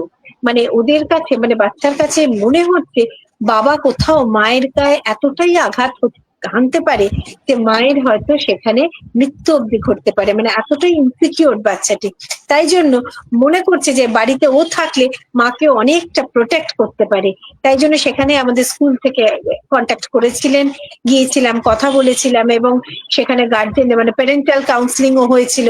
কারণ হচ্ছে যে অনেক সময় বাচ্চাদেরকে বাবা মারা নিয়ে আসেন তাদের কাউন্সিলিং এর জন্য, আসলে অনেক ক্ষেত্রেই আমরা সেটা কিন্তু প্যারেন্টাল কাউন্সিলিং করি যে বাবা মায়ের আচরণটা মানে ঠিক কিরকম হচ্ছে, সঠিক হচ্ছে কিনা। কারণ মানে এমন নয় যে তাদেরকে কিভাবে মানুষ করতে হবে শেখানো, সেটা নয়। তার ভালোটা হয়তো বাবা মা সবসময় চান, কিন্তু অনেক সময় এরকম আচরণগুলো হয়ে যায় যেটা হয়তো বাচ্চার সামনে ঘটাটা একেবারেই উচিত নয়, কিংবা কোনো টিচার সম্পর্কে হয়তো নেগেটিভ এমন কিছু কথা বলে ফেলছেন, বাচ্চাটি সেখানে সাক্ষী। তাই জন্য বাচ্চাও সেই টিচারকে হয়তো রেসপেক্ট করতে পারছেন না। তাই বাবা মা হিসেবে কিন্তু বেশ কিছু নিয়ম কানুন ফলো করা দরকার, কিভাবে চলতে হবে, কিরকম ভাবে কথা বলতে হবে। কারণ আসলে দেখো সবকিছুর গাইড বুক থাকে, বাবা মা হওয়ার কিন্তু কোনো গাইড বুক থাকে না যে বাবা মা হতে গেলে এই বইয়ের এই 4 নম্বর অধ্যায়টা পড়ে নিলাম কি 6 নম্বরটা পড়ে নিলাম, আমি এই একদম সঠিক বাবা মা হয়ে গেলাম, ব্যাপারটা তা হয় না। হ্যাঁ, কিংবা একটি বাচ্চার ক্ষেত্রে যা যা আচরণ করেছেন অনেক সময় আরেকটি বাচ্চা থাকলে তার জন্য হয়তো একটু অন্যরকম আচরণও বাবা মাকে বিহেভিয়ার মডিফিকেশনের দরকার হয়ে পড়ে, সেটা পরিস্থিতি অনুযায়ী করার দরকার হয়। তাই জন্য বাবা মাকে আগে সবার আগে সেই নিরাপদ আশ্রয়টা, যেটা তারা মানে বাচ্চা যেখানে বড় হয়ে উঠছে সেটা যেন কোনোভাবেই বিঘ্নিত না হয়, সেখানটা সদা সতর্ক থাকা দরকার। এরপর যদি সেরকম সমস্যা হয়, নিজেরা মানে যদি যেখানে মিটিয়ে নিতে পারছেন না সেখানে বাচ্চা মানে সমস্যা নেই বা এরকম ধরনের না ভেবে রেখে অবশ্যই বিশেষজ্ঞের পরামর্শটা নেওয়া দরকার। কারণ অনেক ক্ষেত্রে আমরা দেখি ম্যাক্সিমাম অ্যাডাল্টহুডের সমস্যার আঁতুর ঘর কিন্তু এই চাইল্ডহুড। তার ম্যারিটাল লাইফে কোনো সমস্যা হয়েছে, তার চাকরি জীবনে কোনো সমস্যা হয়েছে, সে স্ট্রেসটাকে হ্যান্ডেল করতে পারছে না, সবটাই কিন্তু শুরু হয়েছে তার সমস্যাটা এই চাইল্ডহুডে। তাই চাইল্ডহুডটা ঠিক কিরকম কাটছে সেটা কিন্তু সঠিকভাবে খুব খেয়াল রাখাটা দরকার। একদম ম্যাডাম যেরকম বললেন যে শিশুর বিকাশের ক্ষেত্রে সবচেয়ে প্রয়োজনীয় সময় হলো গুরুত্বপূর্ণ সময় হলো শৈশব, যেটা সেইটা। এবং একটা বিষয় আমার মনে হলো যে আমাদের দেশে সত্যি কোনো প্যারেন্টিং নিয়ে কোনো নিয়ম বা কোনো বই নেই, বিদেশে আছে মনে হয় সেরকম নিয়ম আমাদের এখানেও শুরু করলে ভালো হয়। আমরা আমাদের অনুষ্ঠানের প্রায় শেষের দিকে একটা বিষয় আমি একটু জিজ্ঞেস করবো ডাক্তারবাবুকে, যে আমরা দেখি অনেক সময় যে ধরুন কেউ একা, এবার অনেকেই যেটা আমরা ধারণা করি যে একা থাকলেই বুঝি সে মন খারাপে আছে, সে উদ্বেগে আছে বা কিছু। এই যে একা থাকাটা কি সত্যি সত্যি মানে একা কিন্তু কতটা মানে সবসময় মন খারাপের কারণ হয় কিনা, কিংবা কখনো কি এরকম হয় যে একা থাকাও একটা মানুষের ক্ষেত্রে উপকারী হচ্ছে, কথা একটু যদি বলেন। এইটা এই একাকিত্বর উত্তরটা একসঙ্গে হ্যাঁ আর না। তো হ্যাঁ মানে একাকিত্ব থাকা মন খারাপের কারণ হয় কি, এর উত্তর হ্যাঁও আছে আর নাও আছে। তো আমি যখন অন্য কারণগুলো বলছিলাম হয়তো একটুখানি শুয়ে গেছিলাম যে একাকিত্ব একটা বড় কারণ এই মানসিক রোগ করা। যে একাকিত্ব অনেক সময় ফোর্স হয়, মানে সে সমাজের থেকে বিচ্ছিন্ন করে নানা ঘটনার মাধ্যমে, এটা হতে পারে একটা কারণ। আর একটা হতে পারে যে তার ভালো লাগছে না, মানে একটা ভিড়ে থেকেও সে একা আছে। এই একা থাকাটা কিন্তু মানে তার মানসিক সমস্যার একটা দিক ইন্ডিকেট করে। মানে হয়তো তার একটা ভয়ঙ্কর অবসাদ আছে বা এক ধরনের স্কিজোফ্রেনিয়ায় সেও একা থাকতে ভালো মানে, আর লোকের সঙ্গে থাকা মানেই তার কাছে একটা সমস্যা তৈরি, তার যে মনের গড়ন তখন হয়ে যায়। তো একাকিত্বর সঙ্গে অবশ্যই রোগের একটা সম্পর্ক আছে। আবার উল্টো ভাবে কিছু রোগে একা থাকতে ভালোবাসে, যেটা আমি বলে গেছি। খুব ডিপ্রেশন হচ্ছে বা নেগেটিভ সিমটমস সিজোফ্রেনিয়া, তারা একা থাকতে ভালোই বাসে। আর যেটা সেকেন্ড পার্ট, একই সঙ্গে না একাকিত্ব মানেই রোগগ্রস্ত হয়ে যাওয়া এরকম নয়। আমরা কিছু কিছু জায়গায় একা থাকাটা আমাদের সৃজনশীলতা বাড়ায়। যেমন এই এত ক্রাউডেড জায়গা, এত ভিড় ভাট্টা, চারদিকের এত স্টিমুলেশন, মানে শব্দ, উল্টো পাল্টা লোকজনের আচরণ, এইসব থেকে দূরে সরে গেলে কিন্তু এক হচ্ছে আমাদের মন, চিন্তা, ভাবনা, এগুলোকে আমরা সুস্থির করতে পারি, যেটা আমার পরবর্তীকালে কাজের এনার্জিও দেবে। সেটা নট নেসেসারি যে আমি সৃজনশীল কাজ করবো, আমার নিজের কাজটাও ঠিকঠাক করতে পারবো। এটার জন্য একাকিত্ব দরকার, এটারও প্রয়োজন আছে। একাকিত্ব সবসময় খারাপ এরকম নয়। আচ্ছা, আমরা মনে হয় যে মানসিক সুস্থতা নিয়ে অনেকগুলো দিক আমরা একসঙ্গে ছুঁতে পারলাম। আমরা আমাদের অনুষ্ঠানের একেবারেই শেষের দিকে। আমার শেষ প্রশ্নটা ম্যাডামের কাছে, যে ম্যাডাম, আমরা যেরকম ভাবে একটা বড় আলোচনা হলো, তার মধ্যে কিরকম ভাবে ভালো থাকবো, কিরকম অভ্যাস করবো, সেই সমস্ত কিছুই হলো। শেষের দিকে একদম ছোটভাবে আমি একটু জানতে চাইবো যে বাড়িতে কি কি অভ্যাস আজ থেকেই শুরু করা যায়, যেটা আমার মানসিক সুস্থতা রাখতে সাহায্য।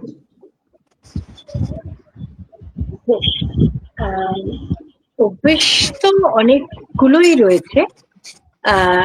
যেরকম ধরুন, সবার আগে আমাদের আসলে শরীর আর মন তো একদম ওতপ্রোত জুড়ে রয়েছে, সেই টাকার এপিট আর ওপিটের মতো। তাই জন্য শরীরটাকেও ঠিক রাখাটা খুব জরুরি। এবং শরীর ঠিক রাখতে গেলে যেটা হচ্ছে প্রতিদিন ব্যায়ামের অভ্যেস, প্রতিদিন হাঁটা, যেটা একটু আগে ডক্টর দাস বলছিলেন যে মর্নিং ওয়াক, ইভিনিং ওয়াক, এবং একটু ঘাম ঝরিয়ে।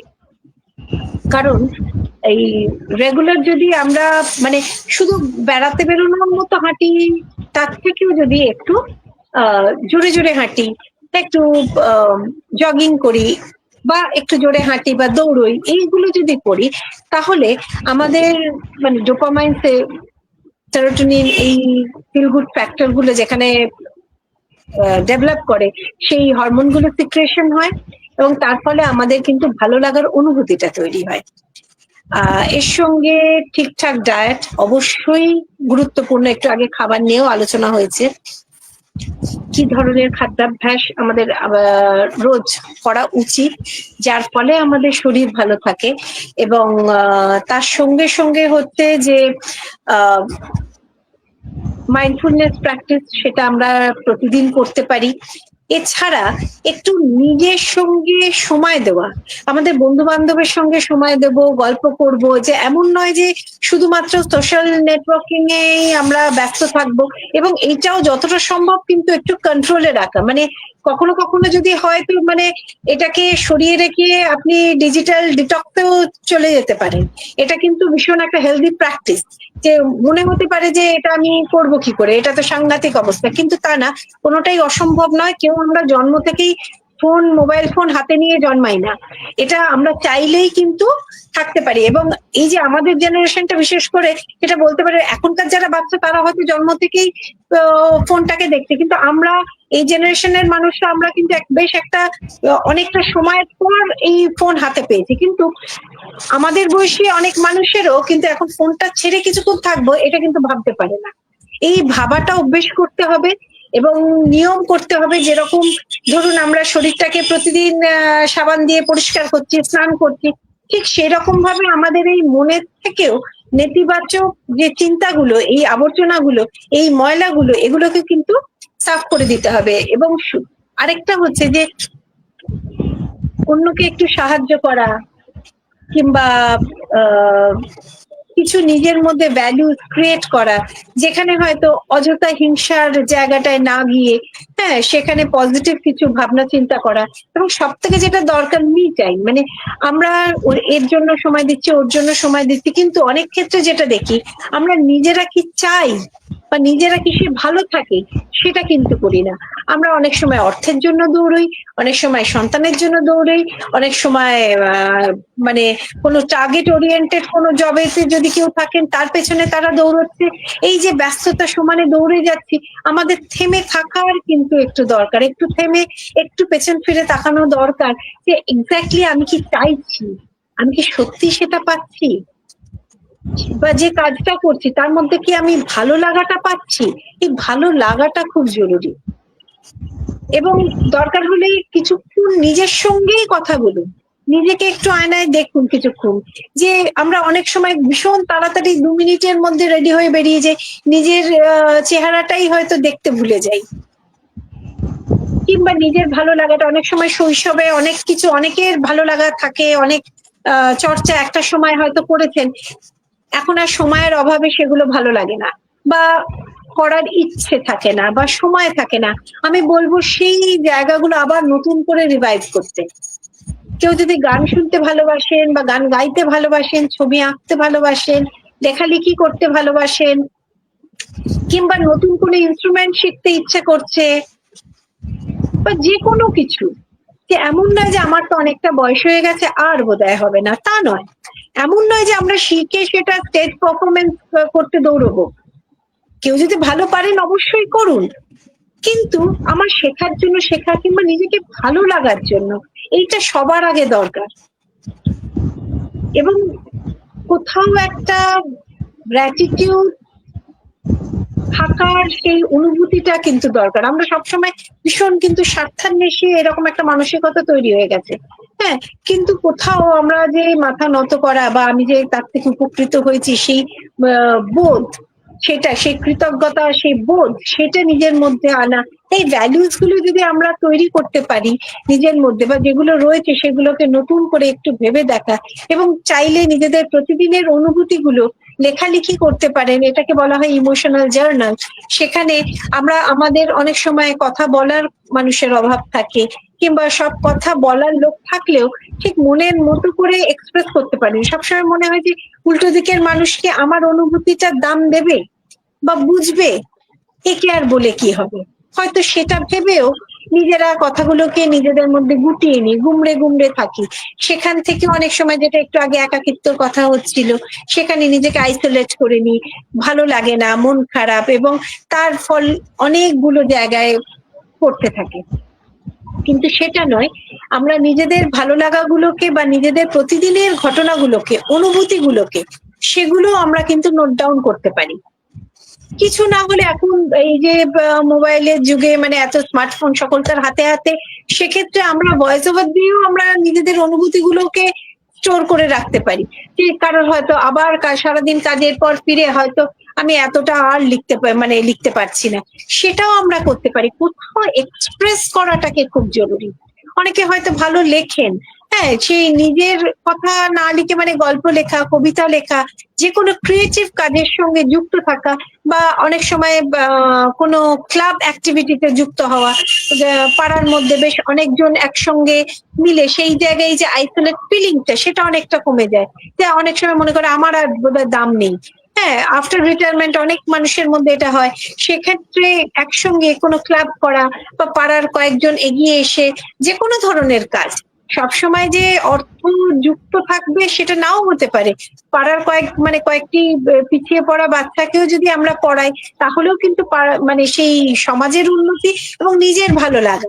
কোনো আমরা লাইব্রেরিতে গিয়ে বসতে পারি, বা অনেকে ঘুরতে চলে যান, হ্যাঁ, মানে ট্রাভেল করা, সেটাও একটা খুব ভালো হবি। বা যে কোনো ধরনের একটা হবি রাখুন, যেটা আপনাকে কোথাও একটা ভালো লাগার অনুভূতিগুলো প্রতিদিন সেটা দেবে। এই যে অভ্যেসগুলো, এছাড়া আরো হাজারো অভ্যেস রয়েছে যেটা আমরা নিজেরা নিজেদেরকে ভালো রাখতে পারি নিজেদের মতো করে। হতে পারে যে আমার ভালো লাগার ধরনগুলো আরেকজনের সঙ্গে মিলল না, কিন্তু সে তার মতো করে ভালো থাকে। হ্যাঁ, ঝগড়া, অশান্তি, কিংবা অন্যের ক্ষতি করা, বা নেগেটিভ ফিলিং স্প্রেড না করে যদি পজিটিভ থাকা যায়, এবং এইগুলো যদি প্রতিদিন আমরা অভ্যেস করতে পারি, তাহলে কিন্তু সত্যি আমরা একটা একটা ভালো নিজেরা থাকবো এবং একটা পজিটিভ ভাইবস আমরা সমাজের মধ্যেও কিন্তু ছড়িয়ে দিতে পারবো, যেখানে আরো 5 জন এখান থেকে কিন্তু অনেকটা উপকৃত হবে। একদম আজকে আমাদের মনে হয় যে আমাদের মনের সমস্যার প্রতিদিনের অভ্যাসে মানসিক সুস্থতা, এই আলোচনার বিষয়বস্তু অনেকটা দিক আমরা ছুঁতে পারি এবং ম্যাডাম শেষে একটা খুব বিস্তৃত ভাবে বললো যে কি কি রকম ভাবে আমরা ভালো থাকতে পারি। আজকে আমাদের এই অনুষ্ঠানটি যদি আপনার মনে হয় যে ভালো লাগছে এবং যেটা প্রয়োজন অবশ্যই শেয়ার করবেন। এছাড়া আজকে আমরা আমাদের অনুষ্ঠান এখানেই শেষ করছি। ধন্যবাদ আপনাদেরকে। আবার সামনের সপ্তাহে উপস্থিত থাকবো স্বাস্থ্যক্ষেত্রে জ্বলন্ত